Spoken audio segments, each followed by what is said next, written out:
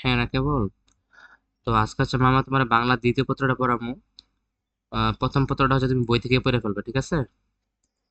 ওখান থেকে সৃজনশীল প্র্যাকটিস করবা। তো প্রথম পত্র তোমার 100 নাম্বার আসবে, কিন্তু বাংলা যে দ্বিতীয় পত্র, ঠিক আছে, ওইটা আসবে তোমার মাত্র 50 নাম্বার। এখন 50 নাম্বারের মধ্যে কি কি আসবে দেখো। তোমার হচ্ছে যে এমসিকিউ 15টা আসবে। তো এমসিকিউ দাঁড়া মামা একটু এডিট করে দিই।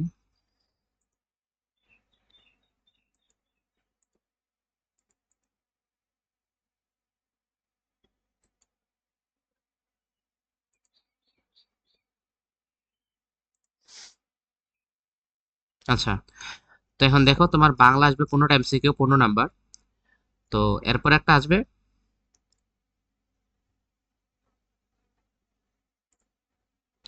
দেখো অনুচ্ছেদ বা অনুদেবন। এখন অনুচ্ছেদ বা অনুদেবন মানে কি? তোমাকে একটা প্যাসেজ দেওয়া থাকবে। ইংলিশে যেমন আমরা প্যাসেজ পড়ি না, এর বাংলা হচ্ছে অনুচ্ছেদ।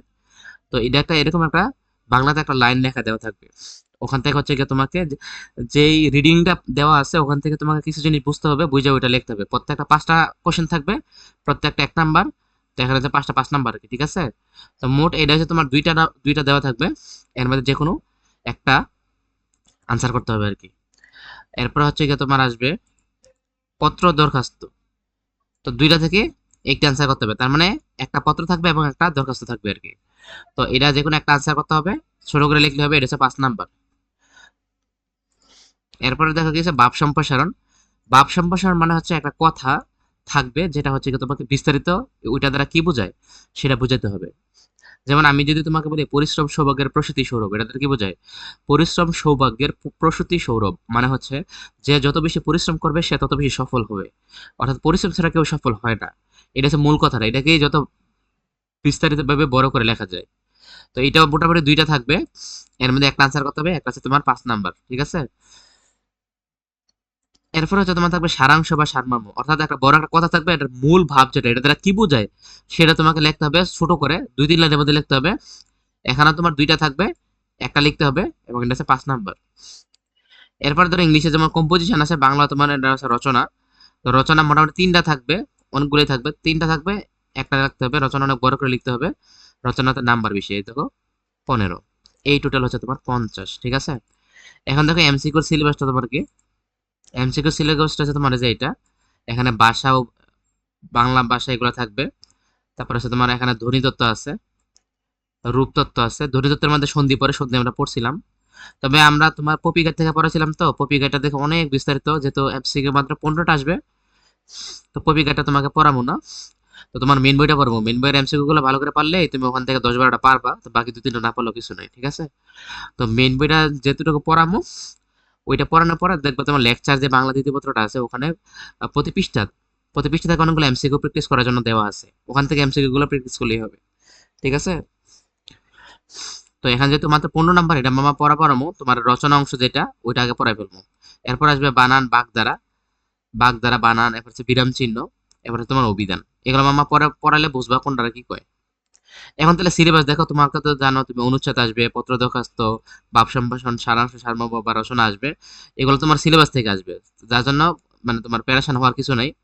দেখো তোমার পত্র দরখাস্তের মধ্যে কি কি আছে দেখো।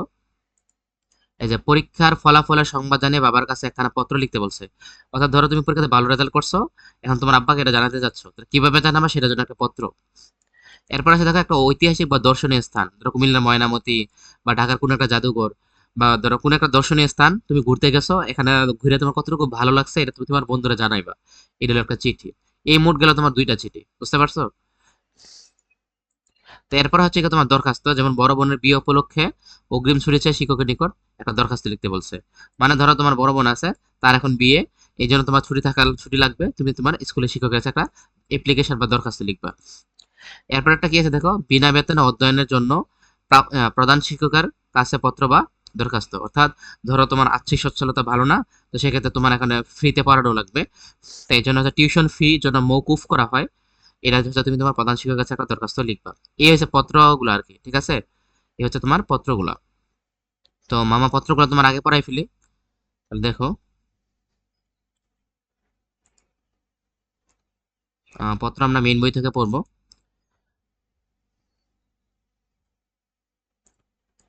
আমি এখান থেকে একটু দেখাই নেই। ওই দেখো যেগুলো সিলেবাসে ছিল, দেখো বাংলা ভাষা, তারপরে ধ্বনিতত্ত্ব, রূপতত্ত্ব, বাক্যতত্ত্ব, বানান, হ্যাঁ, তারপরে দেখো বিরাম চিহ্ন, বিধান, এগুলো এখানে আছে। এটা মাত্র 63 পৃষ্ঠা। তো এগুলো শুরু থেকে সবগুলো ধরে ধরে পড়া ফেলে তুমি বুঝবা, মামা আস্তে আস্তে পড়ামো, সমস্যা নেই। এবার হচ্ছে নির্মিত, মানে এখান থেকে 35 আসবে, আর উপরে যে দেখলে এগুলো থেকে আসবে 15। তো এই দেখো অনুধাবন, সারাংশ, সারমর্ম, ভাবসম্প্রসারণ, পত্র, অনুচ্ছেদ, প্রবন্ধ, এগুলো আছে। তো মামা যেহেতু পত্র কি কি আছে বা দরখাস্ত কি কি আছে এগুলো পড়াইছি, সো এখানে তোমাকে বলছে সিলেবাসে কি আছে, এই জন্য এই পার্টটাকে এখন পড়াই ফেলবো আর কি। পত্র রচনা, যেটা তোমার যে বাংলা ব্যাকরণ আছে বোর্ড বই, এই বোর্ড বইয়ের 77 থেকে 81 পৃষ্ঠা আছে, ঠিক আছে? তাহলে মামা একবার 77 থেকে 81 পৃষ্ঠা চলে যাই।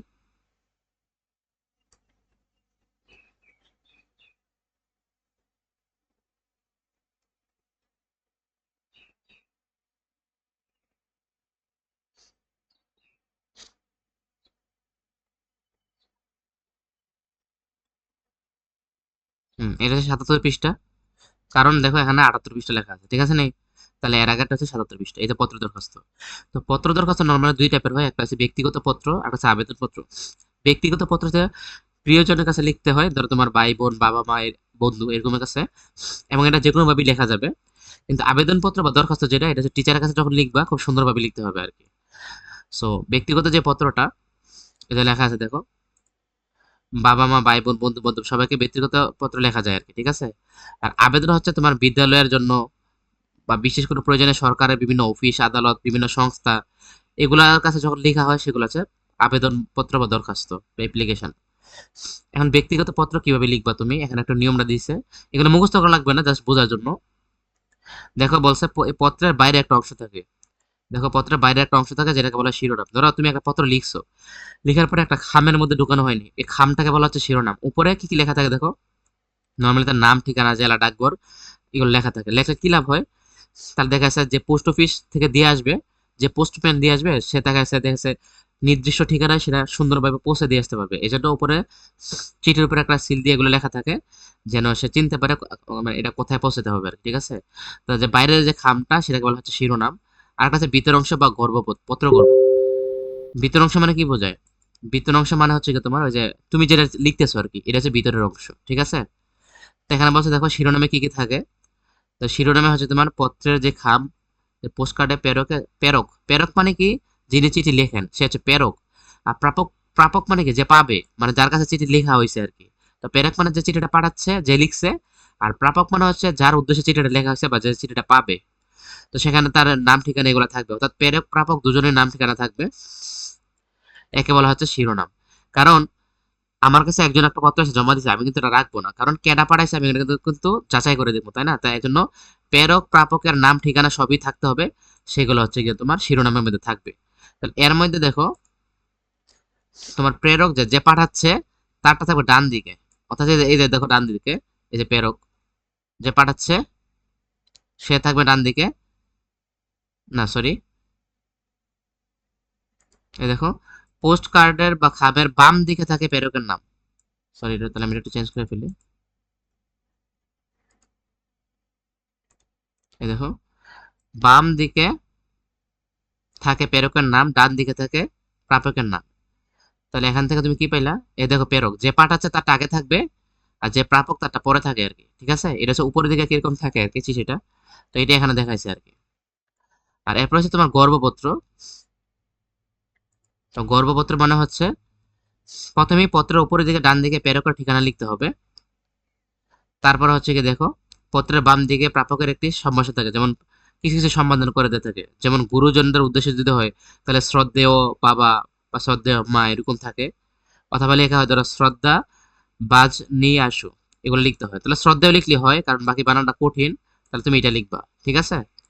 আর যদি বন্ধু বান্ধবের কাছে লেখা হয় সেক্ষেত্রে কি লিখতে হয়, সমবয়সের বন্ধুদের লিখতে হয়, তাহলে প্রিয় লেখা যায় প্রিয় বন্ধু, বা প্রীতি বাজ নেশু, বা প্রীতি বাজ নাসু, বা বন্ধু বন্ধু বেরেসু, এরকম লেখা যায়, যে কোনোটা লিখতে হয়। বা যদি অন্যগুলো কঠিন মনে হয় তাহলে তুমি প্রিয় বন্ধু এরকম লিখলে হবে আর কি, ঠিক আছে? তো শ্রদ্ধেয় লাগবে আর প্রিয় লাগবে, তাইলে হবে। তারপরে মূল বক্তব্যটা লিখতে হবে, মূল বক্তব্যটা যে কি কি হয়েছে না হয়েছে এগুলো লিখতে হবে। তারপরে লাস্টে দিয়ে আবার সমাপ্ত করতে হবে। তো তো তোমার সমাপ্ত সূচক কিছু শব্দ আছে, যেমন ইতি তোমার প্রিয় ছেলে, ইতি তোমার প্রিয় মেয়ে, এরকম ইতি তোমার প্রিয় বন্ধু, বা শুভচ্ছান্তে বা সালামান্তে, ইতি মানে দিয়ে নামটা লিখতে হয়, শুভেচ্ছা আনতে মানে তাকে তুমি শুভেচ্ছা জানাচ্ছ, সালাম আনতে তো শ্রদ্ধেয় কারো কাছে তুমি চিঠি লিখতেছো, সেজন্য তুমি সালাম দিবা আর কি। সালাম আনতে মানে সালাম আনতে কি কমা দিয়ে তোমার নাম মানে সালাম আনতে মানে সালাম পাঠাচ্ছে কে, রাকিব, এরকম আর কি, বুঝতে পারছো? এরপরে ঠিকানা লিখতে হবে উপরের দিকে আর কি। তো এগুলো হচ্ছে নিয়ম, এগুলো না, এগুলো একটু বুঝে দিলে কি কি থাকতে হয়, সেগুলো মুখস্থ করা লাগবে না। কারণ যখন তুমি সরাসরি পত্র বা দরখাস্ত মুখস্থ করবা, ওখানে দেখতে পারবা কতটুকু লেখা লাগে আর কি। ঠিক আছে? তাহলে দেখো, পরীক্ষার ফলাফলের সংবাদ জানিয়ে বাবার কাছে এক খাতানা পত্র লিখতে বলছে। এটা কিন্তু মামা তোমাকে অলরেডি ওই যে সিলেবাস থেকে দেখাইছে, এটা যা আছে। তাহলে দেখো, তাহলে ডান দিকে কি লিখবা? ডান দিকে এটা লিখতে হবে আর কি। ধরো তুমি তোমার গ্রামের নাম লিখতে পারো, ধরো দিঘির পার, বা ধরো তুমি যেখানে থাকো এখানে লিখবা, বা ধরো কুমিল্লা লিখতে পারো, বা মুরাদনগর, বা ধরো হচ্ছে কি অন্য কোনো একটা জেলার নামও লিখতে পারো, কোনো অসুবিধা নেই। এরপর এখানে ডেটটা, তুমি যেই তারিখে ধরো পরীক্ষা তোমার যেদিন হবে ওই ডেটটা লিখতে হবে আর কি। ধরো তুমি জুন মাসে পরীক্ষা হবে, তাহলে তুমি লিখবা 5ই জুন। চেঞ্জ করি, এটা বারবার নাহলে ডিস্টার্ব করবে।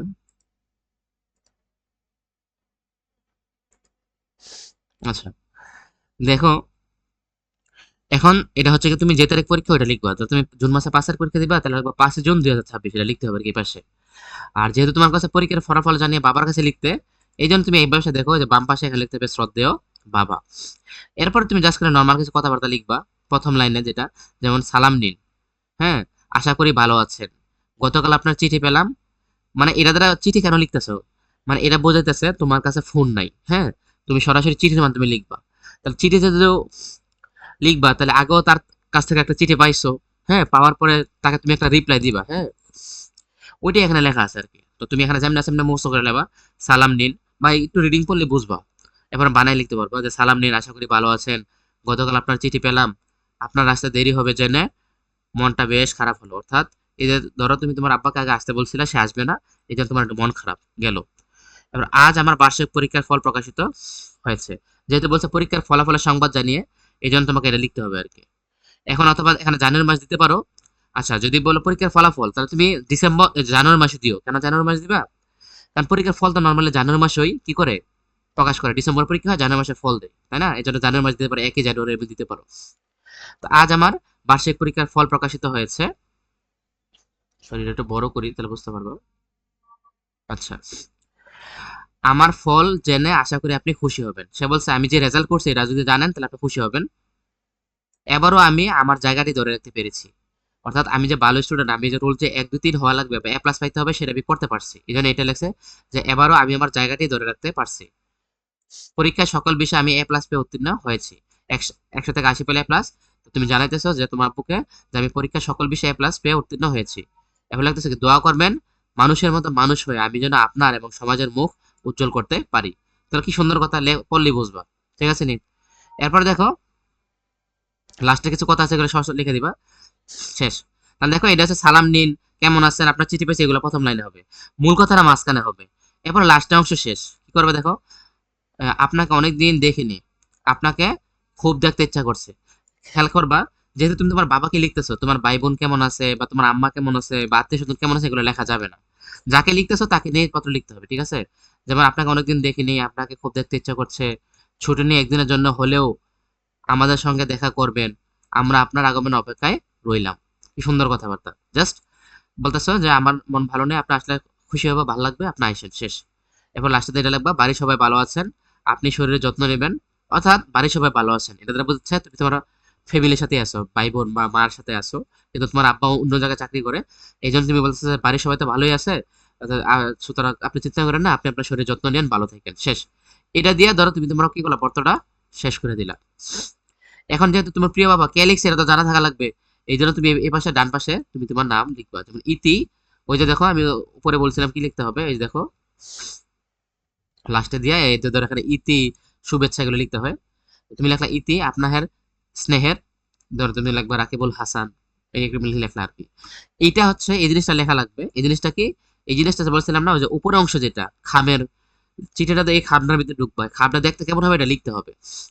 তো আমি তোমাকে বলছি অলরেডি যে যে পাঠাবে যে লিখবে তারটা বাম পাশে থাকবে, আর যে পাবে তারটা থাকবে ডান পাশে, আর উপরে একটা ডাক টিকিট লেখা থাকতে হবে। তাহলে তুমি এখানে প্রেরকের নাম কি লিখলা, ধরো শাহরিয়ার শাফিন দেওয়া আছে, তুমি লিখবো তোমার নাম। এরপর ধরো এখানে ওর অ্যাড্রেস দেওয়া আছে, তুমি তোমার গ্রামের নাম লিখবা। এরপরে মুরাদনগর কুমিল্লাটা লিখে দিবে, শেষ। প্রাপক কে পাবে, তোমার আব্বার নাম লিখবা, সে কোথায় থাকে, ধরো পুরাননগর, কুমিল্লা, ঢাকা, কিছু একটা লিখবা, শেষ, অতটুকুই। তাহলে এটা মোটামুটি তোমার পরীক্ষার ফলাফল জানিয়ে বাবার কাছে কেমনে লিখবে, এটা একটা নমুনা দেওয়া আছে, এটা মুখস্থ করলে পড়লেই বুঝবা, ঠিক আছে কিনা। এরপর তোমার আরেকটা পত্র ছিল, এই পত্রটা এখানে নাই, ওই পত্রটা আরেকটা বই আছে তোমার পপি গাইডে। হ্যাঁ, মামা ওটা বের করে দিচ্ছে। তো পপি গাইডে কয় পৃষ্ঠা আছে দেখো, এই যে 300।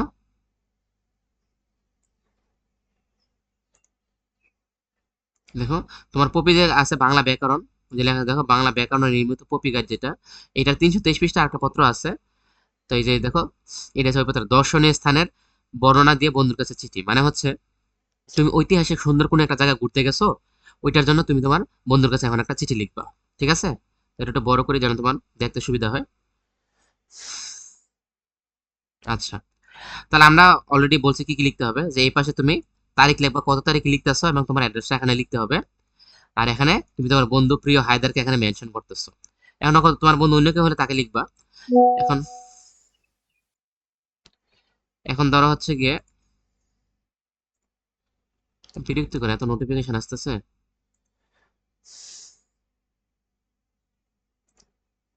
আচ্ছা, এখন তুমি ওই আগের মতোই ভালো কিছু নর্মাল কথাবার্তা জানাবে প্রথমে, যে আমার আন্তরিক শুভেচ্ছা নিও, আশা করি ভালো আছো। হ্যাঁ, আশা করি ভালো আছো। স্কুলের স্কুলের ছুটিতে বর্তমানে ঢাকায় বড় আপার বাসায় আছি। এখন অর্থাৎ তুমি বলতেছো তুমি কেমন আছো, আশা করি ভালো আছো, তুমি শুভেচ্ছা নিও, স্কুল যেতে এখন ছুটি হয়েছে, আমি আমার বরাবর বাসায় ঢাকায় থাকে, ওর বাসায় বেড়াতে আসছি।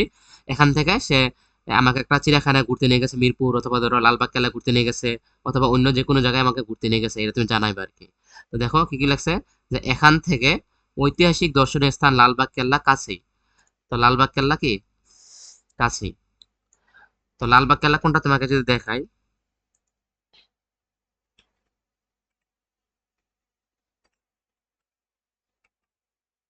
এই যে দেখো, এটা হচ্ছে লালবাগ কেল্লা, এই জায়গাটা।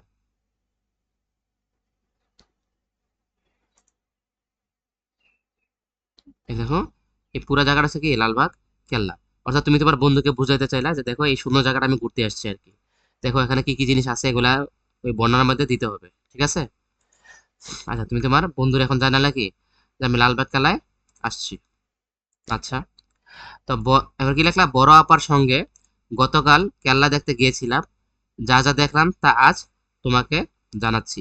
অথবা শুরুর কথা এমনি লিখতে হবে, ভালো আছে কিনা, বা তুমি এখন কোথায় আছো, কোথায় ঘুরতে গেছো, সেটা বর্ডার তুমি যে দিবা এটা জানাইবা প্রথম লাইনে, ঠিক আছে, প্রথম কয়েকটা লাইনে শেষ গেল।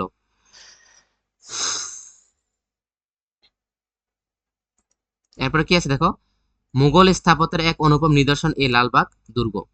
এখন মুঘল স্থাপত্য কি, বাংলাদেশে এক এক সময় এক একটা শাসন করছে, কখনো ইংরেজরা শাসন করছে, কখনো তোমার হচ্ছে গিয়ে আহ, এই এই তোমার মুঘলরা শাসন করছে, কখনো হচ্ছে তুর্কিরা শাসন করছে, কখনো হচ্ছে গিয়ে তোমার আহ, ইলিয়াস শাহ, হুসেন শাহ এরা শাসন করছে, মানে এক এক সময় কখনো পাল বংশ শাসন করছে। এক এক সময় বাংলাদেশের অঞ্চল মানে ধরো 700 800 খ্রিস্টাব্দ থেকে শুরু করে তোমার 1900 সাল পর্যন্ত বাংলাদেশকে বা তোমার এই ভারত উপমহাদেশকে এক এক সময় এক একজন কি করছিল, শাসন করছিল। যেমন বাংলাদেশের গভর্নমেন্ট এখন সরকার চালে না, এরা বাংলাদেশকে শাসন করতো আর কি। তো ওই শাসনে একটা একটা আমল হয়েছে, যে এই জিনিসটা, সেটা হচ্ছে মোগলও একটা সম্প্রদায় যারা বাংলাদেশকে কি করছিল, শাসন করছিল। মানে স্থাপত্য, স্থাপত্য বলে বিভিন্ন বড় বড় নির্মাণ আর কি, যেমন এই লালবাগ কেল্লাটা দেখালাম, এটা অনেক সুন্দর না, তো এটাও এক ধরনের স্থাপত্য আর কি। দেখা, এখানে তোমাকে এটাই বলছে যে মোগল স্থাপত্যের এক অনুপম নিদর্শন। অনুপম নিদর্শন মানে হচ্ছে গিয়ে তোমার এক্সাম্পল, কোন একটা কিছুর বড় নিদর্শন আর কি, একটা এক্সাম্পল, ঠিক আছে, মানে দলিল। ধরো তুমি তোমার বন্ধুর সাথে দেখা করতে যাইবা, এখন সে তোমাকে চেনে না, তুমি তাকে চিনো না, হ্যাঁ। এখন তাকে তুমি বললা যে তোমাকে তো আমি চিনি না, তাহলে ধরো তোমার কাছে ফোন নাই, তাহলে তুমি কি কি কিভাবে আসবে, সে ধরো বললো যে আমি হচ্ছে ধরো একটা বড় একটা বট গাছের নিচে থাকবো, সাদা পাঞ্জাবি পরে থাকবো, আমার মাথায় এরকম হচ্ছে কি একটা জিনিস থাকবে, পায়ে এরকম জিনিস থাকবে। এখন তুমি যদি বট গাছের নিচে যাও, অনেকগুলো মানুষ ধরো আছে, তাহলে কোনটা দেখে তুমি ওকে চিনতে পারবা, ধরো তুমি সাথে বলছে সাদা পাঞ্জাবি পরে আসবে, বা মাথায় একটা জিনিস থাকবে, পায়ে একটা জিনিস থাকবে, এই যে নিদর্শন গুলা, সিমটম গুলা তোমাকে আগে থেকে বলে দিছে, তারা কি তুমি কি করতে পারলা, তাকে চিনে ফেলতে পারলা। তো নিদর্শন মানে এরকম কোন একটা জিনিস যেটা দ্বারা কোনো কিছু চেনা যায়। তো এটা হচ্ছে একটা অনুপম নিদর্শন। অর্থাৎ এই লালবাগ কেল্লা ঘুরতে গেলে কেউ যখন দেখবে তখন তাদের কাদের কথা মনে করবে, মুঘলদের কথা মনে পড়বে। কেন? মঙ্গলের তো এই জিনিসটা বানাইছে, এই জন্য এটা একটা নিদর্শন আর কি। ঠিক আছে, এটা অনুপম নিদর্শন। অনুপম মানে কি? খুব সুন্দর, এটা বোঝায়। তাই এই দিয়ে বলছে যে মুঘল স্থাপত্যের এক অনুপম নিদর্শন হলো কি এই লালবাগ দুর্গ। এটি 300 বছরের পুরানো। তাহলে তুমি বলতে চাইতেছো যে এই যে এই লালবাগ কেল্লাটা নির্মাণ হয়েছে, এটা প্রায় 300 বছর আগে নির্মাণ হয়েছে। এটি পূর্ব পশ্চিম 1200 ফুট এবং উত্তর দক্ষিণে 800 ফুট বিস্তৃত। অর্থাৎ ধরো এটা হচ্ছে পূর্ব, এই দেখো পূর্ব পশ্চিম, এই দেখো পূর্ব পশ্চিম, এটা হচ্ছে 1200 ফুট। আর এই যে উত্তর দক্ষিণ, এই জায়গাটা উত্তর দক্ষিণ, এটা হচ্ছে তোমার 800 ফুট। এটা এটা তুমি এখানে ওকে জানাইতেছো আর কি, ঠিক আছে, তোমার বন্ধুকে। অর্থাৎ উত্তর দক্ষিণে দৈর্ঘ্য প্রস্থ কতটুকু এটা তুমি জানাইলা। আচ্ছা, মূল ফটকটি এখনো বেশ আকর্ষণীয়। অর্থাৎ যেখান দিয়ে ঢুকে, ফটক মানে যেখান দিয়ে ঢুকতেছে কি, মূল ফটকটি এখনো বেশ আকর্ষণীয়, দেখতে খুবই সুন্দর। কেল্লার ভেতরে রয়েছে 17 শতকের নির্মিত দরবার হল। হ্যাঁ, এই যে আমি তোমাকে এখন দেখালাম না, এই যে বড়টা, এটা হচ্ছে দরবার হল। এখানে দরবার হল আছে, এখানে আবার মাজার আছে, মসজিদও আছে। তো এটাই বলতেছে যে কেল্লার ভিতরে, যে লালবাগ কেল্লা, এটার ভিতরে আছে কি 17 শতকের। 17 শতক মানে কি 1600 সাল থেকে 1700 সাল, এটাকে বলা হয় 17 শতক নির্মিত দরবার হল। তাহলে একটা হলের নাম কি? দরবার হল। দেখো দুই তিনটা স্থাপত্য দেখালাম তোমাকে, এখানে একটা দরবার হল আছে। পরিবিবির স্মৃতিসৌধ। পরিবিবি মানে কি? এই মুঘল আমার যে একজন হচ্ছে শায়েস্তা খান, হ্যাঁ, উনি হচ্ছে কি এই লালবাগ কেল্লাটা বানাইছিল। ওনার মেয়ের নাম হচ্ছে পরিবিবি। তো উনি যখন মারা গেছে তখন হচ্ছে কি এখানে একটা ওনাকে এখানে কবর দেওয়া হয়েছে, এই জন্য এনাকে বলছে পরিবিবির স্মৃতিসৌধ। তো পরবর্তীতে কাজটা সম্পূর্ণ হয় না, যেহেতু মারা গেছে, পরে আর কাজটা আগে নেই। পরবর্তীতে ওনার ছেলে এসে বাকি কাজটা করছে আর কি। তো এটি বলছে এখানে দরবার হল আছে কারণ এখানে সমাবেশ বসতো। পরিবিবির স্মৃতিসৌধ মানে হচ্ছে তার যে মেয়ে মারা গেছিল, ওইটার কবর এখানে দেওয়া হয়েছে, এখানে স্মৃতিসৌধ আছে। হাম্মামখানা মানে তোমার টয়লেট, হাম্মামখানা, গোসলখানা, এগুলো আছে। পুকুর আছে, তারপর হচ্ছে মসজিদ আছে, ফোয়ারা আছে। ফোয়ারা মানে ঝর্ণা আর কি, ঠিক আছে। এটা এখানে দেখা যাচ্ছে না, ভালো করে জুম করলে দেখা যেত আর কি। এখানে ওই তোমার এই যে দেখো না সাদা সাদা জিনিসগুলো, এখানে ঝর্ণা আছে। এখান থেকে এই যে এগুলো থেকে পানি বের হয় আর কি, ঝর্ণা আছে। তারপর হচ্ছে এই যে মসজিদ আছে। আর এই পাশে আর কি, এটা এখানে দেখা যাচ্ছে না, এই পাশে তোমার পুকুর আছে। মামা ওখানে ঘুরতে যাই তো, ওখানে পুকুর আছে বড় একটা। মানে এখানে পুকুরে তেমন বেশি পানি থাকে না আর কি, ঠিক আছে। তারপর কি আছে? নর্দমা আছে। তা তুমি জানালা কি কি আছে, যে এখানে আছে তোমার পরিবিবি স্মৃতিসৌধ, দরবার হল, হাম্মামখানা, পুকুর, মসজিদ, ফোয়ারা, নর্দমা। নর্দমা মানে খাল আর কি, বা পানির ড্রেন। তো এগুলো আছে, তুমি এটা জানাইলা। এবার বলছে এছাড়া আছে বিভিন্ন আকারের অসংখ্য ছোট বড় কুঠুরির ধ্বংসাবশেষ। কুঠুরি মানে কাঠের তৈরি বিভিন্ন যে যন্ত্রপাতি, তো এগুলোর ধ্বংসাবশেষ, কারণ অনেকগুলো নষ্ট হয়ে গেছে, এগুলা ধ্বংস হইয়া পড়ে আছে আর কি, ছোট বড়। এরপরে কি লাগছে? এই দেখো দরবার, এটা একটু ছোট করি। আচ্ছা, হেরে তো আমার ভুল হয়েছে, মামা পুরো ছবিটা উঠায় না আর কি। তুমি এক কাজ করো, তুমি এই যে বললাম কত, 323 পৃষ্ঠা তো। তো এবারে বাকিটা 324 পৃষ্ঠা আছে, তুমি ওখান থেকে পড়ে নিও, বইটা বের করে ওখান থেকে পড়ে নিও। হয়তো বাকি কথাগুলো বলা থাকবে সেখানে, আর এই জিনিসগুলো আছে আমার দেখে খুব ভালো লাগছে। পরবর্তী লাইনে বলবা আমি তোমার আশা অপেক্ষা রইলাম, তুমি আসলে আমরা আবার কোনো ঘুরতে যাবো, সেইগুলো বলবো আর কি। ওখানে লেখা আছে বই, ওখান থেকে পড়ে নিলেই হবে। এই হলো তোমার পত্র দুইটা পত্র, বোঝা গেছে? আচ্ছা, দুইটা পত্র পরে তোমার দুইটা দরখাস্ত ছিল। এই দেখো, পরীক্ষার ফলাফল জানে বাবার কাছে পত্র লিখছে, তো এবার ঐতিহাসিক বা দর্শনীয় স্থান দিয়ে বন্ধুর কাছে পত্র লিখলে, এবার কি আছে? বড় বোনের বিয়ে উপলক্ষে প্রধান শিক্ষকের কাছে দরখাস্ত, আর বিনা বেতনে অধ্যয়নের জন্য প্রধান শিক্ষকের কাছে দরখাস্ত। এই দুটো বাকি আছে নি? তো এই দুটো এখন আমরা দেখবো। এটা তোমার বোর্ড বই থেকে পড়ে দিচ্ছে। আগের গুলো কিন্তু তোমার এই দেখো পত্রগুলো তোমার বোর্ড বই থেকে পড়েছিলাম, 78 পৃষ্ঠা, ঠিক আছে। এই যে এই এটা হচ্ছে কত পৃষ্ঠা দেখো, তোমার 80 পৃষ্ঠা। তোমার যে বাংলা ব্যাকরণ বইটা আছে, বোর্ড বই, ওটার 80 পৃষ্ঠায়। এখানে আছে তোমার, এই দেখো দরখাস্তটা কি, বিনা বেতনে পড়ার সুযোগ লাভের জন্য প্রধান শিক্ষকের কাছে আবেদন। এখন আবেদনপত্র কেমনে লিখতে হয়, এটা মনে হয় এখানে কি দিছে, এটা এটা দেয় নাই, বাট এটা একবার পড়লেই বুঝবা আবেদনপত্র কেমনে লিখতে হয়। দেখো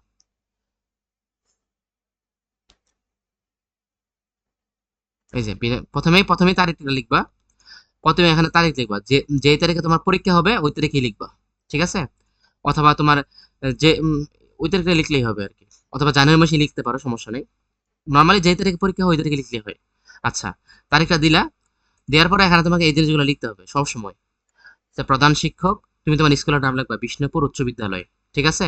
এখানে তো বিএইচপি একাডেমি লেখছে, তোমার স্কুলের নাম তো এটা না, তোমার স্কুলের নামটা লিখবা যে প্রধান শিক্ষক বিষ্ণুপুর উচ্চ বিদ্যালয়। এখন এখানে বরিশাল লেখা আছে, তুমি লিখবা মুরাদনগর কুমিল্লা, লিখছো। লিখার পরে এরপর কি লিখবা, এবার একটা বিষয় দিতে হবে, তুমি কোন বিষয়ে হয়তো দরখাস্ত লিখছে এটা তো স্যার জানতে হবে, এই জন্য সবসময় একটা বিষয় দিতে হবে, অর্থাৎ তারিখ পরে প্রধান শিক্ষক, প্রধান শিক্ষকের কোন স্কুলের, এরপরে হচ্ছে এলাকা, এটা লিখবা। লেখার পরে বিষয় লিখতে হবে। তোমার কোন বিষয় লিখতে বলছে, বিনা বেতনে, তুমি লিখবা বিনা বেতনে অধ্যয়নের সুযোগ দান প্রসঙ্গে, অর্থাৎ তোমাকে যেন সুযোগ দেওয়া হয় এই প্রসঙ্গে তুমি এটা লিখতেছো, শেষ। আচ্ছা, এরপর সবসময় এটা একটা টাইটেল লিখতে হবে, স্যার অথবা জনাব। নর্মালি জনাব লিখলে সুন্দর হয়, ম্যাডামের কাছে লাগলে ম্যাডাম লেখা যায়, প্রিয় ম্যাডাম অথবা প্রিয় স্যার অথবা জনাব। তুমি নর্মালি জনাবই লিখবা যদি স্যার হয়। তো জনাবের পরে কি লিখছো, দেখো সবিনয় নিবেদন এই যে, কি লেখছে, সবিনয় নিবেদন এই যে, অর্থাৎ সবিনয় মানে বিনয়ের সহিত, নিবেদন মানে আমি আপনাকে জানাচ্ছি যে আমি, ঠিক আছে, সবিনয় নিবেদন এই যে, অর্থাৎ তুমি খুব আন্তরিকতার সাথে তোমার স্যারকে জানাচ্ছ যে আমি আপনার বিদ্যালয়ের 6ষ্ঠ শ্রেণীর একজন ছাত্র। আমার বাবা একটি বেসরকারি অফিসের সামান্য বেতনের কর্মচারী মাত্র। তুমি এটাই লিখবে, এখানে যেটা লেখা এটাই লিখবে, এটা ঠাড়া মুখস্থ করবে, কোনো সমস্যা নেই। যে আমার বাবা একটি বেসরকারি অফিসের সামান্য বেতনের কর্মচারী। আমরা 4 ভাই বোন। আমার বড় 2 ভাই কলেজে পড়ে এবং ছোট বোন স্কুলে লেখাপড়া করে। যেহেতু তোমার বাবা খুব কম টাকা পায়, আবার তোমার ভাই বোন বেশি, তারা স্কুলে কলেজে লেখাপড়া করতেছে, ওখানে অনেক খরচ হয়। তাই এরপরে এজন্য লাগতেছে এমত অবস্থায়, এই কারণে যে পরিবারের ভরণ পোষণের পর আমার লেখাপড়া হুম খরচ চালানো আমার বাবার একার পক্ষে অসম্ভব হয়ে পড়ছে। তো তুমি বলতেছো যে যেহেতু আমাদের ভাই বোন বেশি, এখন খরচও বেশি, এখন পরিবারের খরচও তো আছে, এই জন্য আমার আব্বা একা আমার খরচ বহন করতে পারতেছে না। এই জন্য তুমি কি আবেদন করবা, যে উল্লেখ্য আমি কৃতিত্বের সঙ্গে 5ম শ্রেণী থেকে 6ষ্ঠ শ্রেণীতে উত্তীর্ণ হয়েছে, আমি নিয়মিত ক্লাস করি। অর্থাৎ তুমি জানাইলা যে আমার 5ম শ্রেণীর রেজাল্ট খুব ভালো ছিল, আমি একজন নিয়মিত ছাত্র, আমি প্রতিদিন স্কুলে আসি, প্রতিদিন পড়ালেখা করি, মেধাবী ছাত্র, আমার রেজাল্ট ভালো, সুতরাং আমাকে সুযোগ দিন, তুমি এটা জানাইতে চাইতেছো আর কি, ঠিক আছে। এতটুকুই সবসময়। এই তোমার আবেদনপত্রে 2টা অংশ থাকবে। প্রথম অংশে তুমি তোমার সমস্যার কথা জানাবা সবসময়, যে আমি আপনার স্কুলের নিয়মিত ছাত্র, আমার এই জিনিসটা দরকার, কেন দরকার এটা ব্যাখ্যা করবা, এটা হচ্ছে প্রথম কয়েক লাইনে। এবং লাস্টে দিয়া একটা আবার আবেদন জানাবা যে অতএব আমাদের আর্থিক অবস্থা বিবেচনা করে বিনা বেতনে পড়ার সুযোগ দানের জন্য জনাবের নিকট বিনীত অনুরোধ জানাচ্ছি। অর্থাৎ আমার যেহেতু আর্থিক অবস্থা খারাপ, এটাকে বিবেচনা করে এখন আপনি আমাকে বিনা বেতনে পড়ার সুযোগ দিবেন, এটা আর্জিটা, এই অনুরোধটা আমি আপনাকে জানাচ্ছি, ঠিক আছে। এটা মুখস্থ করে নেবা, কয়েকবার বললে মুখস্থ হয়ে যাবে। এরপরে আবার এখানে একটা জিনিস লিখতে হবে, তুমি তো যেহেতু টিচারকে জানাচ্ছ, টিচারটা তোমাকে চিনতে হবে তুমি কে, তখন তুমি এখানে লিখতে হবে যে বিনীত, অর্থাৎ আমি যে আকুলতার সহিত নম্রভদ্রভাবে আবেদন যে জানাচ্ছে সে আপনার প্রতি বিনীত, যে বিনীতকে কে জানাচ্ছে, কে লিখতেছে এটা, দেন তুমি তোমার নামটা এখানে লিখবা, এবার তুমি কোন ক্লাসে পড়ো, হ্যাঁ, এবার তুমি কোন শাখার স্টুডেন্ট, তোমার রোল নাম্বার কত, এগুলো এখানে লিখে দেবে, শেষ। তাহলে এটা হচ্ছে বিনা বেতনে অধ্যয়নের সুযোগ দেওয়ার জন্য কিভাবে একটা দরখাস্ত লিখতে হয়, এটা এখানে রিডিং করলে বুঝবা, ঠিক আছে। এরপর আরেকটা ছিল কিনা, আরেকটা ছিল না যে তোমার বড় বোনের বিয়ে উপলক্ষে যাতে ছুটি লাগবে, শিক্ষকের কাছে ছুটি নেওয়ার জন্য কিভাবে লিখতে হবে সেটা এখানে তোমাকে দেওয়া আছে। তো এখানেও সেম ওই যে আগের মতোই, তুমি কোন তারিখে লিখতেছো সেটা দেওয়া থাকতে হবে। এবার হচ্ছে প্রধান শিক্ষক বিষ্ণুপুর উচ্চ বিদ্যালয় মুরাদনগর কুমিল্লা, এটা এখানে লিখতে হবে। এরপরে তুমি কোন বিষয় টিচারের কাছে লিখতেছো সেটা এখানে জানাতে হবে, যেমন বড় বোনের বিয়ে উপলক্ষে অগ্রিম ছুটি মঞ্জুরের প্রসঙ্গে তুমি এটা লিখতে পারো, অথবা বড় বোনের বিয়ে উপলক্ষে অগ্রিম ছুটির জন্য আবেদন, এটা লিখলা, শেষ। এরপর আবার আগের মতোই এই যে আমি যেন বলছিলাম যে জনাব, এটা লিখতে হবে। লেখার পরে বাকি জিনিসগুলো আগের মতোই, এই যে প্রত্যেক দেখো আগের মতো, এটা বিনীত নিবেদন এই যে, অর্থাৎ আমি আপনাকে জানাচ্ছি যে আমি আপনার বিদ্যালয়ের 6ষ্ঠ শ্রেণীর একজন নিয়মিত ছাত্র। আগামী 2রা ফেব্রুয়ারি আমার বড় বোনের বিয়ে। এখন দেখো তো এখানে জানুয়ারি মাসে লেখা আছে, এজন্য তুমি ফেব্রুয়ারি মাসে বলতেছো, আগে আগে ছুটি চাইতেছো, 1 সপ্তাহ আগে ছুটি। কিন্তু তুমি যদি পরীক্ষার মধ্যে তোমার জুন মাসে পরীক্ষা হয়, তুমি যদি জুন মাসে লেখো, তাহলে তুমি যেদিন পত্রটা লিখবা এর 1 সপ্তাহ পরে তোমার বোনের বিয়ের তারিখটা দিতে হবে, কারণ তুমি বিয়ে হয়ে গেছে তখন দরখাস্ত লেখা লাভ নাই। আবার যেদিন লিখতো সেই দিনই বিয়ে, এটা বললো তো লাভ নাই, তোমাকে বিয়েটা পরে দেখাইতে হবে। তুমি আগে থেকে ছুটি নিতে চাইতেছো আর কি, কারণ টিচার তো ব্যস্ত থাকে, তোমার অ্যাপ্লিকেশন পৌঁছাতে তো অনেক টাইম লাগবে। সো ওই সময়ের মধ্যে দরখাস্তের জন্য টিচার কাছে পৌঁছা যায় আর কি। এখন 1 সপ্তাহ গ্যাপ রেখে এরপরে ডেটটা দিতে হবে। তোমার পরীক্ষা জুন মাসে 15 তারিখ, তুমি লাগবে 20 তারিখ বিয়ে অথবা 25 তারিখ বিয়ে, অর্থাৎ 10-15 দিন পরে লাগবে বিয়ের কথা আর কি, ঠিক আছে। তো তুমি জানালে তোমার বড় বোনের বিয়ে, উক্ত বিয়ের অনুষ্ঠানে বিভিন্ন কাজের দায়িত্ব আমাকে দেওয়া হয়েছে, যেহেতু তুমি তোমার বোনের বিয়ে, তুমি ভাই, তো তোমার অনেক দায়িত্ব আছে, এখন দায়িত্ব তুমি তাহলে বিয়েতে থাকা লাগবে। এরপর তুমি বলতেছো যে এই কারণে আগামী 31 জানুয়ারি থেকে 4 ফেব্রুয়ারি পর্যন্ত আমার পক্ষে বিদ্যালয়ে আসা আসা অসম্ভব। দেখো, তুমি বলতেছো বিয়ে হচ্ছে কি 2 তারিখ, কিন্তু তোমার ছুটি লাগবে কত, 21 31 জানুয়ারি, অর্থাৎ বিয়ের 2-3 দিন আগ থেকে তোমার ছুটি লাগবে। আবার বিয়ে যেহেতু 2 তারিখ, এরপরে তো আর তোমার কাজ আছে, তাহলে বিয়ের পরেও 2-3 দিন, অর্থাৎ তোমার তার ডেটটা কিভাবে ফালাইবা, যেদিন পরীক্ষা ওই দিনের ডেট রাখলে এর যেদিন তোমার বিয়ে বলতেছো এর 2-3 দিন আগে থেকে ছুটি নিবা, আবার বিয়ের পরেও 2-3 দিনের জন্য ছুটি নিবা, মোটামুটি 1 সপ্তাহের জন্য ছুটি নিবা। তাহলে কি হবে, তাহলে এটা একটা সুন্দর হবে আর কি, কারণ তোমার বিয়ের আগে দায়িত্ব আছে, বিয়ের পরে তো দায়িত্ব দায়িত্ব আছে। তো এটা এখানে লিখলা যে তুমি স্কুলের ছাত্র, তোমার বোনের বোনের বিয়ে এরকম তারিখ, এজন্য তোমার এত থেকে এত তারিখ পর্যন্ত তোমার ছুটি লাগবে, তুমি জানাইলা। এরপর লাস্ট কথাটা আগের মতো নয়, যে অতএব বিনীত নিবেদন এই যে আমাকে উক্ত 5 দিনের ছুটি মঞ্জুর। তুমি এখানে এখানে 31 থেকে 4 ফেব্রুয়ারি ধরো, 31, 1, 2, 3, 4, 5 দিন নেই, এই 5 দিন ছুটি। And তুমি যদি 7 দিন হও তাহলে 7 দিন লিখতে হবে, যতদিনের ছুটি ততদিন লিখতে হবে। ছুটি মঞ্জুর জন্য আপনাকে আমি বিনীত অনুরোধ জানাচ্ছি, শেষ। এরপর আবার আগের মতোই যে এখানে লিখতে হবে যে কি লিখবা, বিনীত, তোমার নাম, তুমি কোন ক্লাসে পড়ো, তোমার রোল নাম্বার কি, তোমার শাখা কি, এটা লিখতে হবে। বুঝতে পারছো? এই হলো পত্র দরখাস্ত। এতটুকু লিখলে তুমি 5 মার্ক পাই যাবে আর কি, ঠিক আছে? এরপরে এখানে তোমার একটা বই আসছিল, দর্শনীয় স্থানে বর্ণনা দিয়ে চিঠি লিখতে বলছিল, বাট এর উত্তর তোমার বইয়ে দেওয়া নাই, এই জন্য মামা পপি গাইড থেকে তোমাকে দেখাই দিলাম, ঠিক আছে? তো এই ছিল মোটামুটি দরখাস্ত তুমি কেমনে লিখবা বা পত্র কেমনে লিখবা, এটা একটু রিডিং পড়লেই মুখস্থ হয়ে যাবে। এটা 5 নাম্বারের জন্য আসবে। এই দেখো পত্র দরখাস্ত আমাদের শেষ। এরপর বাপ সম্প্রসারণ আছে, বাপ সম্প্রসারণ যেহেতু অনেক বড়, এটা একটু পরে পড়াইতেছি। এরপর আমরা দেখবো তোমার হচ্ছে গিয়ে এই অনুচ্ছেদ। অনুচ্ছেদ মানে কি, ওই যে ইংলিশে প্যারাগ্রাফ পড়নি, এটার বাংলা হচ্ছে অনুচ্ছেদ। তো 4টা অনুচ্ছেদ আছে পরীক্ষার মধ্যে, এর মধ্যে তোমার 2টা দেওয়া থাকবে, ঠিক আছে নি? পত্র দরখাস্ত 2টা দেওয়া থাকবে, যেকোনো একটা লিখতে হবে। এই দেখো এই যে অনুচ্ছেদ 2টা দেওয়া থাকবে, এখান থেকে একটা লিখতে হবে। তো দেওয়া আছে 4টা, তো 2টা দেওয়া থাকবে। কি কি? ছবি আঁকা, ড্রয়িং আর কি, হ্যাঁ। ফেরিওয়ালা, ফেরিওয়ালা মানে যারা ফেরি করে করে বিভিন্ন জিনিস বিক্রি করে আর কি। শীতের পিঠা, আর কাছে স্কুল লাইব্রেরি, স্কুলে বিভিন্ন ধরনের বই থাকে, ওই বই মানুষে পড়ে, হ্যাঁ, পড়ে অনেক জ্ঞান অর্জন করে, এই জন্যগুলো 4টা পড়লেই তুমি এখান থেকে 5 নাম্বার কমন পাই যাবে, ঠিক আছে নি? 2টা আসবে, যেকোনো একটা লিখতে হবে। এগুলো তোমার বইয়ে দেওয়া আছে, শুধুমাত্র স্কুল লাইব্রেরি তোমার বইয়ে নাই, এটা পপি লাইব্রেরি থেকে পড়াই দেবো, আচ্ছা পপি গাইড থেকে পড়াই দেবো। আর বাকিগুলো তোমার বোর্ড বইয়ের যে ব্যাকরণ বই না, ওটাতেই আছে। তো ওটা মামা বের করতেছে, ওখান থেকে তোমার পড়াই দিচ্ছে কি কি, ছবিওয়ালা, ফেরিওয়ালা, শীতের পিঠা, তাই না?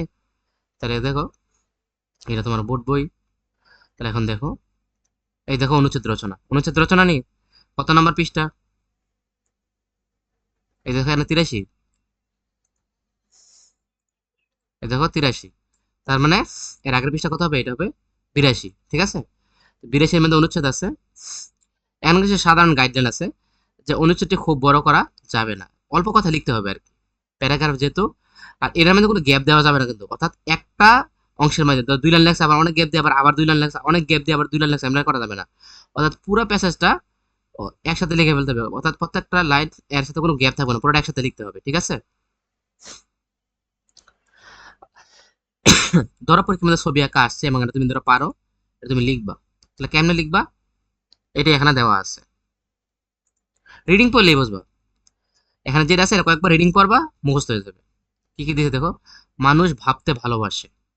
যেহেতু ধরো তোমার আমি বললাম তুমি একটা আমের ছবি আঁকো, জামের ছবি আঁকো, তা তোমার তুমি বইলে দিছি, বা তোমার কাছে সামনে তো ছবি আসোই, তুমি ওইটা দেখো, দেখে দেখে এঁকে ফেলছো, শেষ, সহজ। কিন্তু তোমার টিচার যদি বলে তোমার যেটা মন চায় সেটা আঁকো, তাহলে তোমার কিন্তু ভাবতে হবে, একটা কম্পিটিশন, কত সুন্দর করে আঁকা যায়, কোনটা আঁকা যায়, কোনটা আঁকলে টিচার খুশি হবে বা মার্কস বেশি দিবে, এই জন্য কিন্তু তোমার ভাবতে হয় কিনা। তো ছবি আঁকার জন্য তোমার ভাবতে হয়, তোমার মনের মধ্যে যেটা চলতেছে ওটা ভাবে ভাবে লিখতে হয়। এই জন্য এখানে এই লাইনটা লিখছে যে মানুষ ভাবতে ভালোবাসে। মানুষের মনে যেসব ভাবনা খেলা করে, অর্থাৎ তার মনের মধ্যে যে সকল ভাবনাগুলো আসে আর কি, যে সকল ভাবনাগুলো খেলা করে, সেসবের শিল্পময় প্রকাশই ছবি। অর্থাৎ মনের মধ্যে যে জিনিসটা খেলে, এটা যদি সুন্দর করে শিল্পীর মতো, অর্থাৎ শিল্পী মানে এখানে আর্ট শিল্পী আর কি, যে আঁকে, ওই যে তার শিল্প, তার যে কল্পনা ভাবনাটা, এটা সে কি করে একটা সুন্দরভাবে উপস্থাপন করতে চায়, প্রকাশ করতে চায়, এই যে তার শিল্পময় প্রকাশ, সেটাকে বলতেছি আমরা ছবি। অর্থাৎ মানুষের মনের মধ্যে যেটা খেলা করে, সেটা যদি আমি শিল্পের মাধ্যমে সুন্দর করে প্রকাশ করি, সেটাই কি ছবি। কে কখন ছবি আঁকা শুরু করেছিল তা বলা মুশকিল, অর্থাৎ সর্বপ্রথম কে ছবি আঁকছে এটা কেউ জানে না, বলা এটা মুশকিল। তবে মানুষের আঁকা সবচেয়ে পুরানো ছবির কথা জানা যায়, অর্থাৎ অনেকে তো ছবি আঁকছে, কিন্তু কে শুরু করেছিল এটা কেউ জানে না। কিন্তু ইতিহাসের বিভিন্ন লাইব্রেরিতে, দর্শনীয় স্থানে, জাদুঘরে এই ছবিগুলো সংরক্ষণ করা আছে। সর্বপ্রাচীন যে ছবিগুলা, পুরানো ছবিগুলা, এগুলো সংরক্ষণ করা কিন্তু আছে। এই জন্য এটি বলছে। তবে মানুষের আঁকা সবচেয়ে পুরনো ছবি কথা জানা যায়। কি জানা যায়? এখানে এটা লেখছে দেখো, যে 1879 সালে স্পেনের আলতামিরা নামক এক গুহায় প্রথম মানুষের আঁকা ছবি সন্ধান মেলে। অর্থাৎ স্পেনের একটা গুহা, একটা পাহাড়ের একটা গুহা, হ্যাঁ, ওই গুহার মধ্যে হচ্ছে স্পেনের ওই যে গুহাটার নাম বলা দেওয়া হচ্ছে স্পেনের, সেটার নাম হচ্ছে আলতামিরা। আলতামিরা গুহার মধ্যে 1879 সালে মানুষ যে ছবি আঁকছে তার প্রথম ছবির সন্ধান পাওয়া গেছে। ঠিক আছে, অতটুকু তুমি লিখলা। যে কোনো মানুষই ছবি আঁকে, অবশ্যই সবাই ছবি আঁকতে পারে, পছন্দ করে। এমন কোনো মানুষ নেই যে জীবনে কোনোদিন ছবি আঁকেনি। যে কোনো ছবি হতে পারে তা কোনো পশু, কোনো পাখি, কোনো মাছ, কোনো আম, জাম, কাঁঠাল, পেঁপে, এর কোনো না কোনো একটি মানুষ জীবনে একবার হলেও এঁকেছে। অর্থাৎ বলতেছে পৃথিবীতে এমন কোনো মানুষ পাওয়া যাবে না যে কোনোদিন ছবি আঁকছে না। সবাই কোনো না কোনো ছবি আঁকছে। যেমন বলছে কেউ পশু, কেউ পাখি, কেউ মাছ, কেউ ফলের ছবি আঁকছে, কোনো না কোনো ছবি আঁকছে। ঠিক আছে, দেখো কত সুন্দর সহজ লেখা, রিডিং পড়লে বোঝা যায়।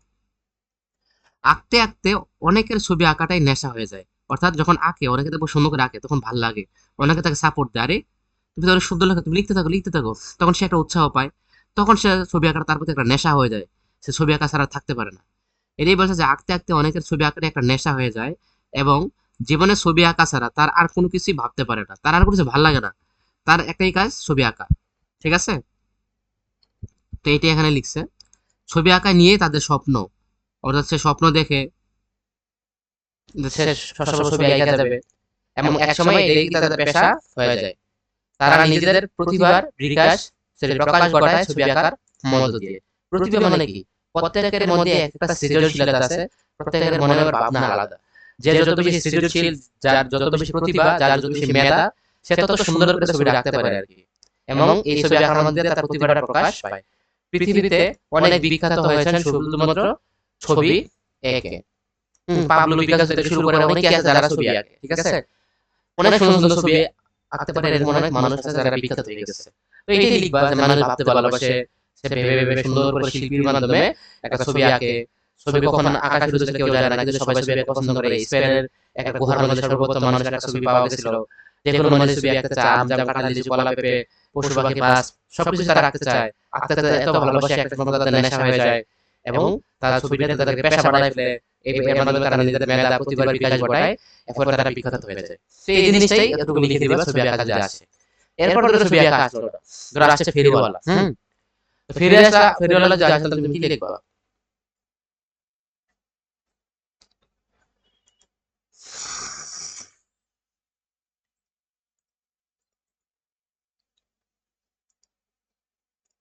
এই যে দেখো,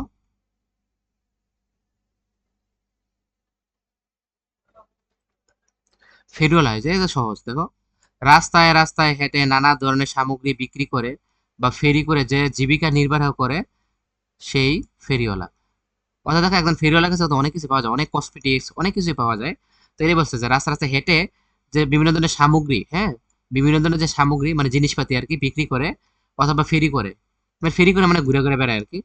রাস্তা রাস্তা হেঁটে যে বিভিন্ন ধরনের সামগ্রী, জিনিসপত্র বিক্রি করে বা ফেরি করে বেড়ায়, এবং এটার মাধ্যমে সে তার ইনকাম সোর্স, মানে সে বেঁচে থাকে খেয়ে, এটার মাধ্যমে সে তার জীবিকা অন্বেষণ করে, জীবিকা নির্বাহ করে থাকে, সেটাকেই বলা যায় কি, তাকে বলা হয় ফেরিওয়ালা। তো ফেরিওয়ালা আমাদের নিত্যদিনে পরিচিত ব্যক্তি, কারণ আমরা যখন হাট বাজারে বের হই, কোথাও না কোথাও আমরা একজন ফেরিওয়ালাকে, হকারকে দেখতে পাই, হ্যাঁ, ইংলিশে বলা হয় হকার। তো এই জন্য বলছে এটা হচ্ছে আমাদের নিত্যদিনের পরিচিত ব্যক্তি। নিত্যদিন মানে প্রতিদিন, অর্থাৎ প্রতিদিনই তাদেরকে কোথাও না কোথাও দেখা যায়। প্রতিদিনে আমরা দেখি তারা মহল্লায় মহল্লায়, রাস্তায় রাস্তায় বিভিন্ন ধরনের জিনিস, মাছ, তরকারি, ফল, খাবার, কাপড় চোপড় বিক্রি করে। অর্থাৎ ফেরিওয়ালা শুধু কসমেটিক্স বিক্রি করে এরকম না, তারা অনেক কিছু মাছ, তরকারি, ফল, খাবার, কাপড় চোপড় বিভিন্ন কিছু তারা বিক্রি করতে পারে। অনেক দেখবা বাড়ি বাড়ি কাপড় নিয়ে আসে বিক্রি করতে, আবার অনেক দেখবা বাড়ি বাড়ি মাছ নিয়ে আসে, বিভিন্ন ধরনের তরকারি সবজি নিয়ে আসে ভ্যান গাড়ি দিয়ে। তো এদেরকে ফেরিওয়ালা বলে আর কি। তারা নিত্য প্রয়োজনীয় জিনিস নিয়ে আমাদের বাসার সামনে হাজির হয়। যেহেতু তাদের বড় কোনো দোকান নাই, তারা মানুষের বাড়ি বাড়ি ঘুরে বেড়ে এগুলো বিক্রি করে। বাজারের চেয়ে কম দামে তাদের কাছে এসব কেনা যায়। ঠিক আছে? তো কম দামে কিনলে মানুষ তো বেশি বেশি কিনে, এজন্য তাদের বিক্রিও বেশি হয়। অনেক সময় নানা ধরনের গান গেয়ে তারা ক্রেতার মন জয় করার চেষ্টা করে। অর্থাৎ অনেক সময় হয় কি, তারা যে সুন্দর করে সরালি গায়, কবিতা গায়, গান গায়, ফলে মানুষ তাদের কাছে আকৃষ্ট হয়, তাদের কণ্ঠ শুনতে ভালো লাগে, শুনে একটা সময় পর তারা এমন ভাবে মানুষকে কনভিন্স করে ফেলে, হ্যাঁ, ফলে তারা ওই তার থেকে জিনিস কিনতে বাধ্য হয়। তো এটাই বলছে, অনেক সময় নানা ধরনের গান গেয়ে তারা হচ্ছে কি করে মানুষের মন জয় করার চেষ্টা করে। অনেক ফেরুল আবার চুরি, ফিতা সহ নানা ধরনের খেলনা বিক্রি করে, বিভিন্ন বাচ্চাদের খেলনা সামগ্রীও তারা কি করে বিক্রি করে। যাওয়া আসার মধ্য দিয়ে অনেক ফেরিওয়ালা অনেক পরিবারের সঙ্গে আন্তরিকতার সম্পর্ক করে তোলে। অনেক ফেরিওয়ালা আছে, তারা সবখানে ফেরি করে করে বিক্রি করে না, তারা কয়েকটা নির্দিষ্ট গ্রামে বা অঞ্চলে যায়, ওখানে শুধু বিক্রি করে। তো একজন লোক যদি প্রতিদিনই বিক্রি করতে আসে, তো সে তো ফ্যামিলির সাথে পরিচিত হয়ে যাবে। সেটাই বলছে, বিভিন্ন জায়গায় যায় অনেকের সাথে, তাদের মধ্যে কি করে সুন্দর একটা আন্তরিকতার পারিবারিক বন্ধন গড়ে ওঠে, একটা আন্তরিকতার পারিবারিক বন্ধন, তাদের সম্পর্ক তাদের মধ্যে গড়ে ওঠে। তারা আমাদের, দেখো, তারা আমাদের চাহিদা মতো অনেক জিনিস দূরের শহর থেকেও এনে দেয়। এখন ধরো তুমি একটা জিনিস তোমার লাগবে, সে বিক্রি করতে আসছে, তার কাছে এই জিনিসটা নাই। তুমি যদি বইলা দাও যে ভাই আমাকে এই জিনিসটা লাগবে, আপনি পরের বার আসলে এই জিনিসটা নিয়ে আসেন, তাহলে কিন্তু তারা বিভিন্ন জায়গা থেকে খুঁজে খুঁজে ওই জিনিসগুলা নিয়ে আসবে। তো এটাই এখানে বলছে আর কি, ঠিক আছে? এভাবে তারা আমাদের সময় ও শ্রম বাঁচায়। কারণ তারা যেহেতু তোমার কাছে আসতেছে, তোমার বিভিন্ন ধরনের হলে বা ধরো শপিং মলে, দোকানে, বাজারে যাওয়া লাগতেছে না। তো না লাগলে তোমার কষ্টও কম, গাড়ি ভাড়া দেওয়া লাগতেছে না, তোমার সময়ও বাঁচতেছে, টাকাও বাঁচতেছে। তো এটাই বলতেছে আর কি। তো সমাজে যেই কাজই করুক না কেন, কোনো কাজকে ছোট করে দেখার সুযোগ নেই। তো তারা যেহেতু ছোট করে ব্যবসা করে, এই জন্য তাদেরকে আমরা অপমান করবো, অপছন্দ করবো, ঘৃণা করবো, খারাপ ব্যবহার করবো, এমনটা হওয়া উচিত নয়। মানুষের পেশাকে ছোট করে দেখা উচিত না, যে কাজই করুক সেটা সৎ হলে তাদেরকে আমরা কি করব, সম্মান করব। এটাই বলতেছে, সকল কাজই গুরুত্বপূর্ণ, তাই ফেরিওয়ালাদের সম্মান দেখানো আমাদের মানবিক এবং নৈতিক দায়িত্ব। অর্থাৎ আমরা মানুষ হিসেবে, আমাদের নীতি নৈতিকতা, ভালো আচরণ হিসেবে, ধর্ম হিসেবে আমাদের কাজ হচ্ছে তাদেরকে সম্মান করা। তো এটাই বলছে কি, ফেরিওয়ালা কারা, তারা কোথায় যে বিক্রি করে, কি কি বিক্রি করে, তাদের দূর দূরান্ত থেকে আইনা দেয়, মানুষের সাথে ভালো সম্পর্ক হয়, তাদেরকে সম্মান করা উচিত। এই জিনিসগুলোই ফেরিওয়ালার মধ্যে বলছে, ঠিক আছে? এরপর আরেকটা হচ্ছে তোমার কি, শীতের পিঠা। শীতকালে দেখা গেছে বিভিন্ন ধরনের আমরা পিঠা খেয়ে থাকি, কারণ বাংলাদেশ ষড়ঋতুর দেশ, এখানে অনেক ধান হয়, খেজুর হয়, এগুলো দিয়ে বিভিন্ন ধরনের লাল লাল চালের আটা দিয়ে বা বিভিন্ন জিনিস দিয়ে কি করা হয়, চালের গুঁড়ি দিয়ে বিভিন্ন ধরনের পিঠা বানানো হয় গ্রামের সময় বিশেষ করে। তো এটা এখানে বলছে আর কি, তো এটা তুমি পড়লে বুঝবা। দেখো কি লিখছে, ষড়ঋতুর দেশ বাংলাদেশ, অর্থাৎ বাংলাদেশে কি 6টা ঋতু আছে।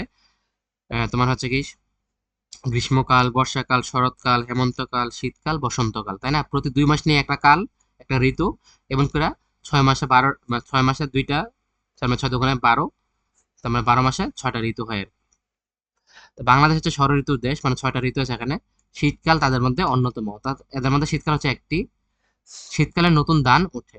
তুমি দেখবা বর্ষাকাল যখন চলে যায়, শীতকালে দেখবা ওই যে বাওয়াইছে ধান বলে আর কি আমাদের এলাকায়, তো এগুলো কিন্তু কাটে, নতুন চালের ধান উঠে। এটাই বলছে আর কি, ধান উঠে মানে হচ্ছে কি তোমার চারা গাছ না, এগুলো হচ্ছে ধান তোমার এই কৃষকের ঘরে ওঠে আর কি, হ্যাঁ। সেই ধানে ঘরে ঘরে পিঠা বানানোর উৎসব শুরু হয়, যেহেতু বিভিন্ন ধরনের নতুন ধান আসছে, এবং সেগুলোকে আমাদের দিকে আল্লাহ চাল বলে, তাই না? তো এগুলো হচ্ছে কি তোমার দিয়ে সুন্দর সুন্দর পিঠা বানানো হয় আর কি, প্রত্যেকের ঘরে ঘরে। নতুন চালের গুঁড়ো আর খেজুরের রসের গুড় দিয়ে বানানো হয় নানা ধরনের পিঠা। অর্থাৎ চালের গুঁড়ি আর খেজুরের রস দিয়ে বিভিন্ন ধরনের পিঠা বানানো হয়। নানান তাদের নাম, নানান তাদের রূপের ব্যবহার। অর্থাৎ এগুলাকে বিভিন্নভাবে বানানো হয়, এক একটার এক এক নাম। যেমন কোনটাকে বলা হয় বাবা পিঠা, কোনটাকে বলা হয় চিতই পিঠা, কোনটাকে বলা হয় পুলি পিঠা, কোনটাকে বলা হয় পাটিসাপটা পিঠা। আরো হরেক রকমের অনেক পিঠা হয় বাংলাদেশের বিভিন্ন ঘরে ঘরে। অনেক সময় হয় কি, খেজুরের গুড় ছাড়াও বিভিন্ন পায়েস, ক্ষীর ইত্যাদি মুখরোচক খাবার আমাদের রসনাকে তৃপ্ত করে শীতকালে। অর্থাৎ শুধুমাত্র এগুলো ছাড়াও পায়েস, ক্ষীর, বিভিন্ন জিনিস বানানো হয়, যেগুলো আমাদের যে রসনা রসনা মানে আমাদের যে বাসনা, আমাদের যে চাহিদা, সেটাকে তৃপ্ত করে, ঠিক আছে? আমাদের খাবারের যে চাহিদা, সেটাকে তৃপ্ত করে, ভালো লাগে। এ সময় শহর থেকে অন্য গ্রামে যায় পিঠা খেতে। এখন শহরের মানুষ শীতকালে গ্রামে বেড়াইতে যায়, কারণ শহরে তো ধান নাই। তার ফলে বিভিন্ন ধরনের পিঠার আমেজ সুন্দর, এই জিনিসগুলো পাওয়া যায় না। এই জন্য শহরের আত্মীয় স্বজন গুলো গ্রামে আত্মীয় স্বজন থাকলে ওদের বাড়িতে বেড়াতে যায় পিঠা খাওয়ার জন্য। তখন গ্রামাঞ্চলের বাড়িগুলো নতুন অতিথিদের আগমনে মুখরিত হয়ে ওঠে। মুখরিত হয়ে ওঠা মানে ধরো একটা সুর সমাগম, গমগম, হ্যাঁ, সুন্দর হয়ে ওঠা, পরিবেশ ভরপুর হয়ে ওঠা, আনন্দ ঘন পরিবেশ, এরকম আর কি।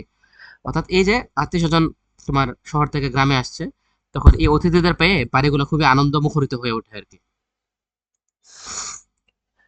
শীতের সকালে চুলুর পাশে, চুলু মানে যে চুল আর কি, গ্যাসের চুলা মাটির চুলা যেটি হোক, তো শীতকালে চুলার পাশে পাশে গরম গরম ভাপা পিঠা খাওয়ার মজাই আলাদা।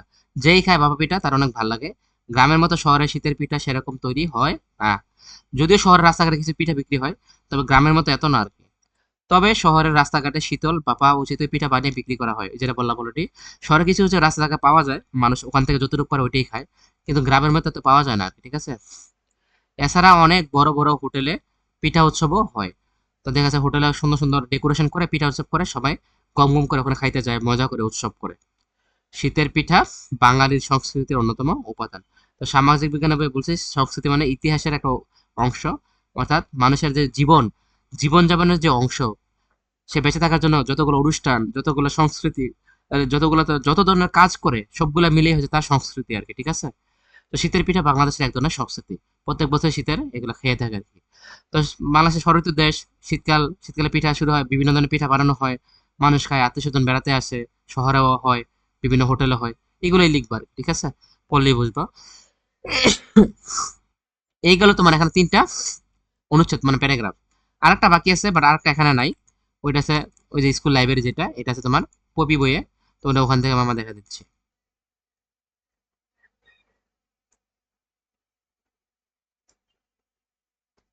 পপি বইয়ে ছবি আঁকা, শীতের পিঠা, ওই দেখো এগুলো আছে, কিন্তু ওখান থেকে শিখবা না, মেন বই থেকে শিখবা। ওই দেখো ফের বললাম, মেন বই থেকে শিখলে স্যার নাম্বার বেশি দিবে আর কি, ঠিক আছে। তো যেহেতু স্কুলে গ্রন্থাগার যেটা, এটা তোমার মেন বইয়ে নাই, এই জন্য এখান থেকে মামা দেখা দিচ্ছে। তো এটা পড়লেই বুঝবা, খুবই সহজ। আচ্ছা, এটা একটু অন্য কালার দিই। এখন লাইব্রেরি বা স্কুল গ্রন্থাগার মানে কি? লাইব্রেরি মানে যেখানে বিভিন্ন ধরনের বই থাকে আর কি, অনেকে পড়তে যায়, ভাল লাগে, অনেক কিছু শিখতে পারে। এখানে লাইব্রেরিতে একটা কক্ষ থাকতে পারে বা ধরো একাধিক কক্ষ থাকতে পারে, এরকম আর কি।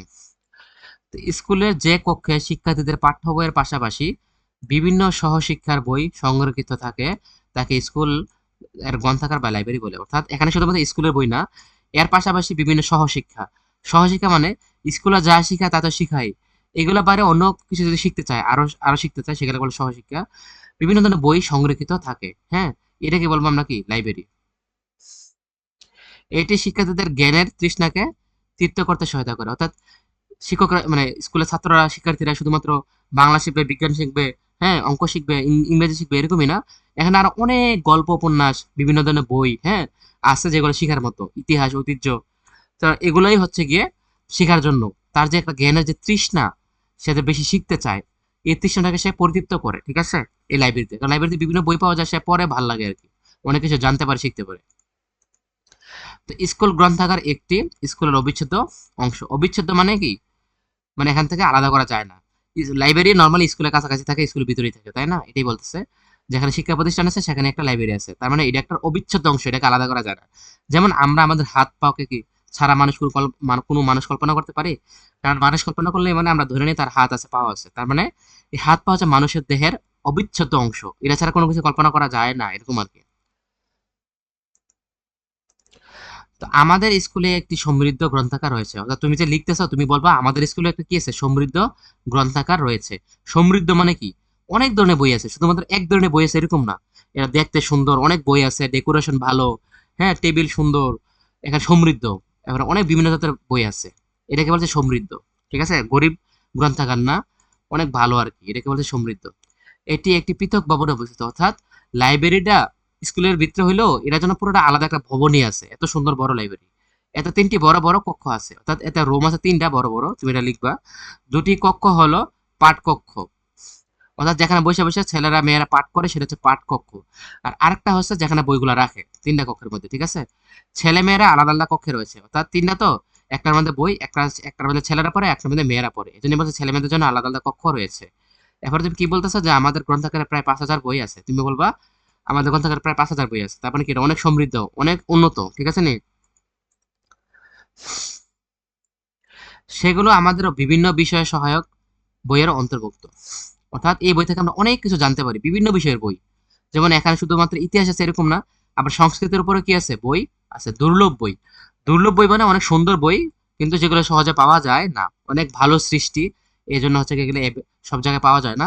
হ্যাঁ, তো অনেক দামি মানের বই, এগুলো বলছে দুর্বল বই, প্রাচীন কালের বই, হ্যাঁ, বিখ্যাত বই। শুধুমাত্র ইতিহাস এবং সংস্কৃতির উপরেও কি বিভিন্ন বই আছে। এবার হচ্ছে শুধু শিক্ষার্থীরা এই গ্রন্থাগার থেকে বই পড়তে এবং নিতে পারে। যেহেতু এটা স্কুলের লাইব্রেরি, তারা অবশ্যই ছাত্র হওয়া লাগবে গ্রন্থাগার যদি বই নিতে নিতে চায় অথবা যদি পড়তে চায়, ঠিক আছে। এরপরে বলতেছে যে অর্থাৎ বাড়িতে নিয়ে যদি পড়তে চায় আর কি। তো একজন ছাত্র একসাথে 2টা বা 3টা বই নিতে পারে। এগুলো 1 সপ্তাহের জন্য বাড়িতে রাখতে পারে। অর্থাৎ তুমি যদি বই আনতে চাও, তাহলে 1 সপ্তাহের জন্য আনতে পারবা এবং সর্বোচ্চ 2-3টা বই আনতে পারবা। তো এটা রিডিং পড়লে বোঝা যায় এখানে কি, কি হয় ওটাই লিখে দিয়ে আসবে আরকি, যতটুকু মনে থাকে। কিন্তু পাঠকক্ষে সে যত খুশি তত বই পড়তে পারে। অর্থাৎ সে যখন পাঠকক্ষে থাকে, অর্থাৎ সে যদি ছেলে হয় ছেলের রুমে থাকে, মেয়ে হলে মেয়ের রুমে থাকে, ওখানে সে দরকার হলে দৈনিক 100টা বই পড়তে পারে, কোনো সমস্যা নাই। কিন্তু বাড়িতে সে 2-3টা বই বেশি নিতে পারবে না, 1 সপ্তাহের বেশি নিতে পারবে না। এটি ছুটির দিন ছাড়া সকাল 9টা থেকে বিকাল 5টা পর্যন্ত খোলা থাকে। তো তোমাদের স্কুল বন্ধ কবে থাকে? তো শুক্রবার শনিবার, তুমি বলবা ছুটির দিন ছাড়া প্রতিদিনই খোলা থাকে সকাল 9টা থেকে 5টা পর্যন্ত। আমাদের স্কুল গ্রন্থাগারটি আমাদের নিকট বিরাট আকর্ষণ। অর্থাৎ এই গ্রন্থাগারটা দেখলে আমাদের ভালো লাগে। এখানে যে বসতে মনে চায়, পড়তে মনে চায়, বিভিন্ন জিনিস জানতে মনে চায়। তো এটাই স্কুল লাইব্রেরি। এটা এখন তুমি পড়লেই বুঝবা কি কি লিখছে, খুবই সহজ। স্কুল লাইব্রেরি কাকে বলে সেটা বলছে। এখানে অনেক জ্ঞান অর্জন করতে পারে। তারপর হচ্ছে কি এখানে খুব সমৃদ্ধ আমাদের স্কুলে, হ্যাঁ, 3টা রুম আছে, বড় একটা আলাদা ভবনে 5,000 বই আছে, ছেলেমেয়েরা আলাদা আলাদা পড়ে। এখানে ইতিহাস সংস্কৃতির অনেক ভালো ভালো বই আছে। এবার তারা চাইলে এখানেও পড়তে পারে, বাড়িতে নিয়েও পড়তে পারে। তো এটাই এখানে বলবো আর কি, ঠিক আছে। তো দেখো, প্যারাগ্রাফ কত সহজ না, এটা একটু রিডিংটা পড়লে মুখস্থ হয়ে যাবে। মুখস্থ হয়ে যাবে লিখে ফেলবা, এটা 5 নাম্বার।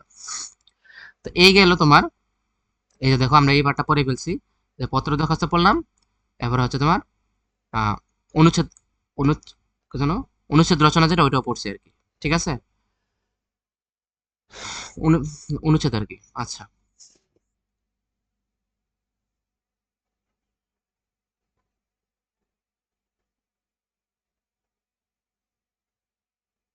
আচ্ছা, এখন এখানে একটা কি দিছে খেয়াল করো। পরীক্ষার হলে তোমার অনুচ্ছেদ আসতে পারে, নাহলে অনুধাবনও আসতে পারে। অনুচ্ছেদ মানে কি? প্যারাগ্রাফ, যে 4টা পড়ালাম এই প্যারাগ্রাফ।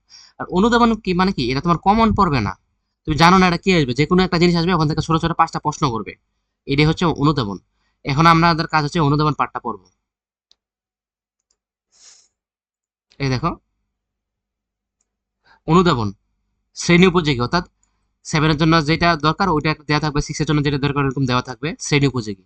তো অনুধাবনে বইয়ে তোমার 2-3টা দেওয়া আছে, ওখান থেকে মামা পড়াই দিচ্ছি, ঠিক আছে।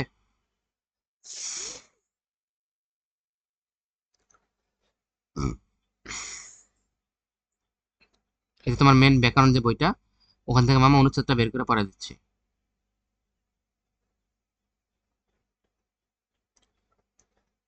এই দেখো অনুধাবন, এটা কয় পৃষ্ঠা? এই দেখো, এখানে হচ্ছে 66 পৃষ্ঠা। তার মানে তোমার অনুধাবন আছে কয় পৃষ্ঠার মধ্যে? 65 পৃষ্ঠার মধ্যে। এই যে অনুধাবন। এখন অনুধাবন মানে কি? এখানে একটা বললাম, একটা অনুচ্ছেদ দেওয়া থাকবে, এখান থেকে তোমার কিছু প্রশ্ন করবে, তুমি তুমি সাই সাই রিডিং করে পড়লে বুঝবে, এখান থেকে লিখতে পারবে, ঠিক আছে। দেখো,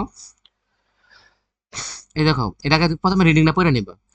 দিনের বেলা সোনার থালার মতো সূর্য তার বিকিরণ ছড়ায় চারপাশে। এমন সময় সচরাচর আকাশের রং নীল থাকে, কখনো সাদা, কখনো কালো মেঘে ঢেকে যায়।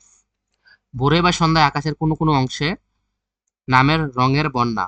অর্থাৎ পশ্চিম আকাশে যখন সন্ধ্যার পর তাকাইবা দেখবা রঙের গুদুলি, অনেক সুন্দর রং, রং বেরঙের। আর দিনের বেলা নর্মালি নীল বা সাদা থাকে, এগুলো বলতেছে। কখনো মেঘে ঢাকা থাকে, কখনো আকাশ পরিষ্কার থাকে, কখনো সারা আকাশ ভেসে যায় লাল আলোয়, হ্যাঁ, সন্ধ্যার পরে। রাতের আকাশ, কারণ তখন সূর্যটা ডুবে লাল লাল থাকে।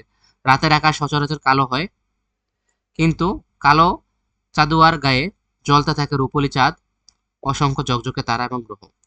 অর্থাৎ রাতে সবসময় কি থাকে? কালো থাকে। কিন্তু যখন চাঁদ ওঠে তখন তো চাঁদ তোমার সোনালী কালার, রূপালী কালার, অনেক সুন্দর চাঁদ দেখা যায়। এবং এগুলো খুব ঝকঝক করে, জলজল করে, গ্রহ তারা খুব ভালো লাগে। এটা হলো উদ্দীপক, হ্যাঁ, অনুচ্ছেদ দেওয়া আছে। এখন তোমার কিছু প্রশ্ন করছে, দেখো। দিনের বেলা আকাশের রং কেমন থাকে? এখন তুমি তো অলরেডি পড়ছো। দেখো, দিনের বেলায় সোনার থালার মতো সূর্য তার কিরণ ছড়ায়, এমন সময় সচরাচর আকাশ নীল থাকে। তাহলে তুমি এখানে কি বলবা? দিনের বেলা আকাশ কি থাকে? নীল থাকে। তাহলে উত্তর এতটুকু লিখলেই হবে, যে দিনের বেলায় আকাশ নীল থাকে, শেষ। পরে বলছে, রাতের বেলা আকাশ ও চাঁদ তারা দেখা যায় কেন? কেন দেখা যায় তুমি বলো? তুমি বলবা রাতের বেলা কি থাকে? নর্মালি কালো থাকে। কি থাকে? কালো। তো কালো হলে কি হয়? যখন অন্ধকার একটা লাইট ছাড়ো তখন কি হবে? দেখা যায় না? এরকম আর কি। অনুরূপভাবে যেহেতু এখানে কালো, এখান থেকে যেহেতু রাতের বেলা অনেক তারা, সবসময় তারা এবং গ্রহ কিন্তু সবসময় আলো ছড়ায়, কিন্তু দিনের বেলা কি হয়, সূর্য থাকে, সূর্যের আলোর কারণে এটা দেখা যাচ্ছে না, কিন্তু রাতের বেলা তো অন্ধকার থাকে, এই জন্য তারা এবং গ্রহের যে আলোগুলো যে ছড়াচ্ছে সেগুলো দেখা যায়। তুমি এটা বলা রাতের বেলা আকাশ, চাঁদ ও তারা দেখা যায় কেন? তুমি বলবা রাতের বেলা আকাশ কালো থাকে, এজন্য এখানে চাঁদের এবং গ্রহের আলো দেখা যায়। ঠিক আছে? এবার প্রশ্ন করছে, দিন ও রাতে আকাশের রঙের যে পার্থক্য দেখা যায় তা লিখো। দিন এবং রাতে আকাশের রঙের যে পার্থক্য দেখা যায় সেটা বলছে লিখতে। তো দিনের বেলা কিরকম থাকে বলতো? নীল থাকে নি? আর রাতের বেলা কি থাকে দেখো, এই দেখো রাতের আকাশ সচরাচর কালো হয়। তাহলে তুমি কি বলবা? তুমি বলবা দিনের বেলা আকাশ থাকে নীল, রাতের বেলা থাকে কালো। এবার কি বলছে, তোমার দেখা আকাশের সঙ্গে অনুচ্ছেদের আকাশে মিল কোথায়? হ্যাঁ, তুমিও বলবা আমি আকাশ নীল দেখি, আবার কখনো দেখি হচ্ছে গিয়ে সাদা, কখনো কালো। তা তুমি বলবো আমি যেভাবে দেখি অনুচ্ছেদে সেভাবেই লেখা আছে, শেষ। অথবা পরিবেশ থেকে বের করে পড়বে, ওখানে উত্তর লেখা আছে। খালি চোখে দেখা আকাশ আর অনুচ্ছেদে দেখা আকাশ কি একই? ব্যাখ্যা করো। এরও এক নাম্বার, এক লাইন লিখবা। হ্যাঁ, কারণ আমরা কি হয় দেখো, তুমি বলবা হ্যাঁ একই, কেন একই? এনা বলতেছে আকাশের নীল, আমরা যখন খাইলে চোখ আকাশের দিকে তাকাই খালি চোখে, তখন কিন্তু আকাশ নীল দেখি। আর কখনো দেখি সাদা দপদপ সাদা মেঘ, আর কখনো দেখি কালো কালো মেঘের ছায়া, যেটাকে আমরা হাঁস বলি, তাই না? তো তাহলে আমরা অনেক সময় নীল দেখি, কখনো সাদা দেখি, কখনো কালো মেঘে ঢাকা দেখি। তাহলে তুমি বলবে এটাই, হ্যাঁ অনুচ্ছেদে যেমন দেওয়া আছে খালি চোখে আমরা এটাই দেখি, শেষ। এটাই লিখে দিবা। তো 5টা উত্তর লিখলে 5 নাম্বার পেলাম, দেখো সহজ নেই? তো তোমার ওই যে 4টে প্যারাগ্রাফ পড়ালাম, প্যারাগ্রাফ আসতে পারে, না হলে এরকম একটা উদ্দীপক দিতে হবে, এখান থেকে প্রত্যেক লাইন থেকে একটা কোশ্চেন করবে, ওগুলো উত্তর করতে হবে। এবার আরেকটা দেখো, আরেকটা বলি মামা, তাহলে বুঝতে পারবা। কলকাতার এক নোংরা বস্তিতে মাদার তেরেসা স্কুল খুললেন। মাদার তেরেসা, যিনি হচ্ছে কি করতেন, বিভিন্ন মানুষকে সাহায্য করতেন, শিশুদেরকে। তো এর পাশে কলকাতার এক নোংরা বস্তির মধ্যে মাদার তেরেসা একটা স্কুল খুলছেন। বেঞ্চ টেবিল কিছুই নেই, মাটিতে দাগ কেটে শিশুদের শেখাতে লাগলেন বর্ণমালা, অর্থাৎ এবিসিডি এগুলো শিখাতে লাগলেন। অসুস্থদের সেবার জন্য খুললেন চিকিৎসা কেন্দ্র, তারা অসুস্থ তাদেরকে সুস্থ করার জন্য চিকিৎসা কেন্দ্র খুলছে, মানে হসপিটাল খুলছে। ধীরে ধীরে সাহায্যের হাত বাড়িয়ে দিলেন অনেক মানুষ। তখন এই মাদার তেরেসাকে অনেকে সাহায্য করে, টাকা পয়সা দিল যেন বিল্ডিং টিল্ডিং চিকিৎসা করে সুন্দর করে যেন সাজাতে পারে। মাদার তেরেসা কাজের পরিধি ক্রমাগত বেড়ে চললো। কাজের পরিধি মানে কি, আগে যতটুকু কাজ করতে এখন থেকে তার চেয়ে বেশি কাজ করে। তার সঙ্গে যোগ দিলেন আরো অনেকে, এবং তারা অনেক কর্মী সংখ্যা বেড়ে গেছে। তাদের নিয়ে তিনি গড়ে তোলেন মানব সংজ্ঞা, যার নাম কি মিশনারিজ অফ চ্যারিটি। নাম কি মিশনারিজ অফ চ্যারিটি। এবার প্রশ্নটা দেখো, কি কি প্রশ্ন করছে। যে মাদার তেরেসা সংগঠিত সংগঠনটির নাম কি? তাহলে তো অলরেডি আমরা দেখে গেছি, তুমি বলবা মিশনারিজ অফ চ্যারিটি।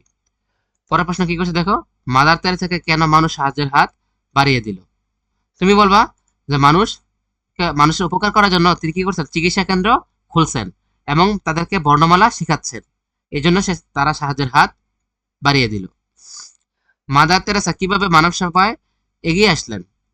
তুমি বলবা প্রথমে সে কি করলেন, তিনি প্রথমে একটা স্কুল খুলছেন, ওখানে বর্ণমালা শিখাচ্ছেন, পরবর্তীতে চিকিৎসা কেন্দ্র খুলছেন, এভাবে তিনি মানুষের সাহায্যে এগিয়ে আসলেন। ঠিক আছে? তুমি বলবা কি, তিনি স্কুল এবং চিকিৎসা কেন্দ্র নির্মাণ করার মাধ্যমে, হ্যাঁ, সেখানে বর্ণমালা শিখা, চিকিৎসা দেওয়ার মাধ্যমে তিনি কি করলেন, মানব সেবায় এগিয়ে আসলেন, এটা বলবো। মানব সেবার জন্য অর্থের দরকার নেই, দরকার সদিচ্ছা, উক্তিটি বুঝিয়ে দাও। দেখো মানব সেবার জন্য অর্থের দরকার নাই। মাদার তেরেসা যখন স্কুলটা খুলছে তখন দেখো, এখানে দেখো বেঞ্চ টেবিল কিছুই ছিল না, মাটিতে বইয়ে বয়ে কি করতো, বাচ্চারা পড়তো। তো তাহলে কি, তার কিন্তু টাকা পয়সা আসছিল না, কিন্তু তাও সে একটা ছোটখাটো স্কুল করছে, এরপর একটা ছোটখাটো একটা চিকিৎসা কেন্দ্র কি করছে, চালু করছে। পরবর্তীতে সে কি করলো দেখলো, অনেক মানুষ ধীরে ধীরে কি করলো, তাকে সাহায্যের হাত বাড়াই দিছে, তাই না? তাহলে এখানে এটাই বলছে যে মানব সেবার জন্য অর্থের দরকার নেই, দরকার সদিচ্ছা, অর্থাৎ ইচ্ছা থাকলে উপায় হয়। সদিচ্ছা মানে ভালো ইচ্ছা আর কি। মানুষের যদি ইচ্ছা থাকে, তাহলে তার টাকা পয়সা না থাকলেও সে অনেক কিছু করতে পারবে, কারণ ভালো একটা উদ্যোগ নিলে অনেকে তো আগে আসবে, তাই না? তাহলে তুমি এটাই নিবা। তো তুমি বলবা কতটুকু লিখবা, তুমি লিখবা উদ্দীপকে মাদার তেরেসা যেভাবে স্কুল এবং চিকিৎসা কেন্দ্র চালু করলেন, সেখানে অনেক মানুষ সাহায্যের হাত বাড়িয়ে দিলেন, এটাই বলবা। এভাবেই তার টাকা পয়সার দরকার ছিল না, মানুষই তাকে সাহায্য করছে, সুতরাং টাকা পয়সার দরকার কি নেই, অর্থাৎ দরকার নেই, দরকার শুধুমাত্র ইচ্ছা। এবার প্রশ্নটা কি করছে দেখো, মাদার তেরেসার এই কাজ কি নামে অভিহিত করা যায়? তাহলে এটা সহজ, তুমি বলবা মানব সেবা। তুমি কি বলবা, তার এই কাজকে মানব সেবা বলা যায়। কি কাজ, কি বলা যায়, মানব সেবা বলা যায়, শেষ। কারণ যেহেতু এখানে এক লাইনের প্রশ্ন, এক লাইনে লিখতে হবে, 1 নাম্বার, তাই না? এখানে 5টা লাইন থাকবে, 5টা থেকে 5 লাইন উত্তর লিখতে হবে, ঠিক আছে? এখানে যেমন আছে হুবহু এমনি লেখা যাবে না, তুমি নিজের মতো করে একটু বানায় লিখে দিবে তাড়াতাড়ি করে, ঠিক আছে? এখন দেখো আমরা আরেকটা অনুচ্ছেদ পড়ি, এরকম করে যে কোনো একটা অনুচ্ছেদ দেওয়া থাকবে, দেখো সবগুলো কিন্তু অনুচ্ছেদ থেকে আসতেছে। সো এখানে যদি কমন নাও পড়ে, বই থেকে নাও দেয়, কোনো অসুবিধা কিন্তু নাই। কেন নাই? কারণ তুমি তো দেখতেছো এগুলা, যেগুলা প্রশ্ন জানতে চাইছো সেগুলো এই উদ্দীপকেই আছে, তাই না? তো ওখান থেকে দেখে দেখে লিখে দিবে আর কি। কি বলছে দেখো, আর উদ্দীপক, রাজার দল এখন আর নেই, গুপ্ত খড়গ, পাল সেন, পাঠান মুঘল, কোম্পানি রানী, এদের কাল শেষ হয়ে গেছে। ওই যে বললাম বাংলাদেশে বিভিন্ন সময় বিভিন্ন অঞ্চলে, হ্যাঁ, বিভিন্ন মানুষ কি করছে, শাসন করছে। কেউ রাজা ছিল এবং কিছু রাজার উদাহরণ দিচ্ছে। দেখুন গুপ্ত খড়গ এটা একটা বংশের নাম, পাল সেন এটা একটা বংশের নাম, হ্যাঁ, পাল একটা বংশ, সেন একটা বংশ, পাঠান একটা বংশ, মুঘল একটা বংশ। এই মুঘলরাই কিন্তু ওই যে লালবাগ কেল্লা পারলাম না, ওটা কিন্তু বন্ধুর কাছে যে চিঠি লিখছিল মুঘলরাই বানাইছিল। এবার কোম্পানি, ইস্ট ইন্ডিয়া কোম্পানি যেটা, ঠিক আছে? এবার এবার রানী, তোমার তোমার ব্রিটেনের যে রানী, হ্যাঁ, রানী ভিক্টোরিয়া। তো এরকম অনেক দল মত গোষ্ঠীর মানুষ আছে যারা বাংলাদেশে কি করছে, বিভিন্ন সময় কি করছে, শাসন করছে। তো আজকের দুই কবিও হয়তো দুই প্রান্তে বসে কবিতা লিখছেন। তো রাজার দল এখন আর নেই, হ্যাঁ। এখন আজকের যুগে দেখা যাচ্ছে কবিরা বিভিন্ন প্রান্তে বসে কবিতা লিখতেছেন। একজন লিখছে সমৃদ্ধির কথা, বিলাসের কথা, আনন্দের কথা। একজন কইতেছে আমরা যত বেশি উন্নতি করতে পারবো ততই ভালো, যত বেশি ভোগ বিলাস করতে পারবো ততই ভালো, যত বেশি আনন্দ করতে পারবো ততই ভালো। আর আরেকজন ছবি আঁকছেন নিদারুণ অভাবের। আরেকজন কবি লিখতেছে যেখানে কি অভাব, মানুষের অভাব ফুটে আছে, ফুটে উঠছে, মানে মানুষ খাইতে পারতেছে না, হ্যাঁ, নিদারুণ। নিদারুণ মানে খুবই করুণ, ভয়াবহ অভাব, হ্যাঁ, জ্বালাময় দারিদ্র, খুবই গরিব, তারপরে অপরিসীম বেদনা, খুবই দুঃখ কষ্ট। তাহলে এখন বলছে আজকাল তো রাজা বাচ্চা আমল নাই। এইভাবে দেখা গেছে দুই, এখন আছে দুই দিকে দুইজন কবি লিখতেছে, কেউ আনন্দের কথা, বিলাসের কথা, হ্যাঁ, উন্নতির কথা লিখতেছে, কেউ লিখতেছে দুঃখ, হ্যাঁ, দারিদ্রতা, বেদনা, কষ্টের কথা। এটাই উদ্দীপক। এখন বলছে কিসের দল এখন আর নেই। তাহলে এখন তুমি উদ্দীপক করে কি বুঝলা, এই যে রাজার দল এখন আর নেই, তাহলে তুমি এটা লিখবা রাজার দল এখন আর নেই। এখন তুমি বলবা কাদের দিন শেষ হয়ে গেছে। এই যে তুমি এখান থেকে লিখবা যে বিভিন্ন বাংলাদেশে যে বিভিন্ন রাজবংশগুলো শাসন করতো তাদের দিন শেষ হয়ে গেছে, তাহলে এটাই লিখে দিবা, যে এটা পড়ছো এটাই লিখে দিবা। তুমি বলবা বাংলাদেশে যে বিভিন্ন মানুষ শাসন করতো তাদের দিন শেষ হয়ে গেছে, ঠিক আছে? এবার বলছে দুই কবির মিল কোন দিক থেকে। তুমি বলবা দুজনে কি লিখছেন, কবিতা লিখছেন দুই প্রান্তে বসে, হ্যাঁ, এটাই হচ্ছে তাদের মিল, তারা কবিতা লিখতে বসেন, এটাই তাদের মিল। দুই কবির মধ্যে মিল থাকা সত্ত্বেও বিস্তর ব্যবধান, অবশ্যই ব্যবধান আছে। কেন, কোন কবি লিখছে কি আনন্দের কথা, হ্যাঁ, ভোগ বিলাসের কথা, আর কোন কবি, কবি লিখছে কি দরিদ্রের কথা, বেদনার কথা। তাহলে তারা দুজনের কবিতা লিখছে, ভালো কথা, কিন্তু কেউ আনন্দের কথা লিখছে, কেউ দুঃখের কথা লিখছে। তুমি লিখবে একজন আনন্দের কবিতা লিখছে, আর একজন দুঃখের কবিতা লিখছে, শেষ। দ্বিতীয় কবির ভাবনা একটি উদাহরণ দিয়ে বুঝিয়ে দাও। অর্থাৎ একজন যে লিখতেছে যে নিদারুণ অভাবের, জ্বালাময় দারিদ্র, অপরিসীম বেদনার, তাহলে তুমি এখানে কি লিখতে পারবো, দুর্ভিক্ষ লিখতে পারো। উদাহরণ দিয়ে বোঝাতে বোঝা, তাই না? তুমি লিখতে পারো দুর্ভিক্ষের সময় মানুষ অনেক অভাবে কষ্টে থাকে। দুর্ভিক্ষ মানে কি, ধরো দুর্ভিক্ষ আসে না, খাবার আছে কিন্তু দুর্ভিক্ষ আসলে খাবার থাকে না। বা ধরো কোনো একটা ভাইরাস, একটা রোগ আসলো, হ্যাঁ, রোগ আসলে কি হবে, সব মানুষ মারা যাবে, কলেরা টাইফয়েড এগুলো হইলো, তখন মানুষ অভাবে পড়ে যাবে। অথবা ধরো ভয়াবহ বন্যা হইলো, এটা একটা দুর্ভিক্ষ, কষ্ট, মানুষ কাছে বন্যা ভাসিয়ে যেতেছে। অথবা ধরো যুদ্ধ হইলো, এরকম যে কোনো কিছু তুমি একটা উদাহরণ দিয়ে বলবা যে যুদ্ধের সময় বা মহামারীর সময় বা বন্যার সময় মানুষ খুব কষ্টে দিন কাটায়, দুর্ভিক্ষের সময় কষ্টের দিন কাটায়, এটাকে তিনি নিদারুণ অভাবের সময় বলেছেন। তো এটা লিখে দিবা, বুঝতে পারছো? তার অনুধাবন গুলো কিন্তু সহজ, ঠিক আছে? তাহলে মামা তোমার এখানে এটাই বললাম। তা তোমার সিলেবাসে যে পত্র দরখাস্ত ছিল, অনুচ্ছেদ, অনুধাবন ছিল, এগুলো মামা পড়াই ফেলছি, ঠিক আছে? তাহলে আজকের ক্লাসটা এতটুকুই। পত্র দরখাস্ত 5 নাম্বার, অনুধাবন অনুচ্ছেদ 5 নাম্বার, এই তোমার 10 নাম্বার পড়াই ফেললাম। এরপর মামা আরেকটা ক্লাসে কোনটা পড়ামু, ভাব সম্প্রসারণ আর সারাংশ সারমর্ম একসাথে পড়াইলাম, ঠিক আছে? আর আরেকটা আমাদের রচনা পড়ামু। তাহলে এখন এতটুকুই থাকুক।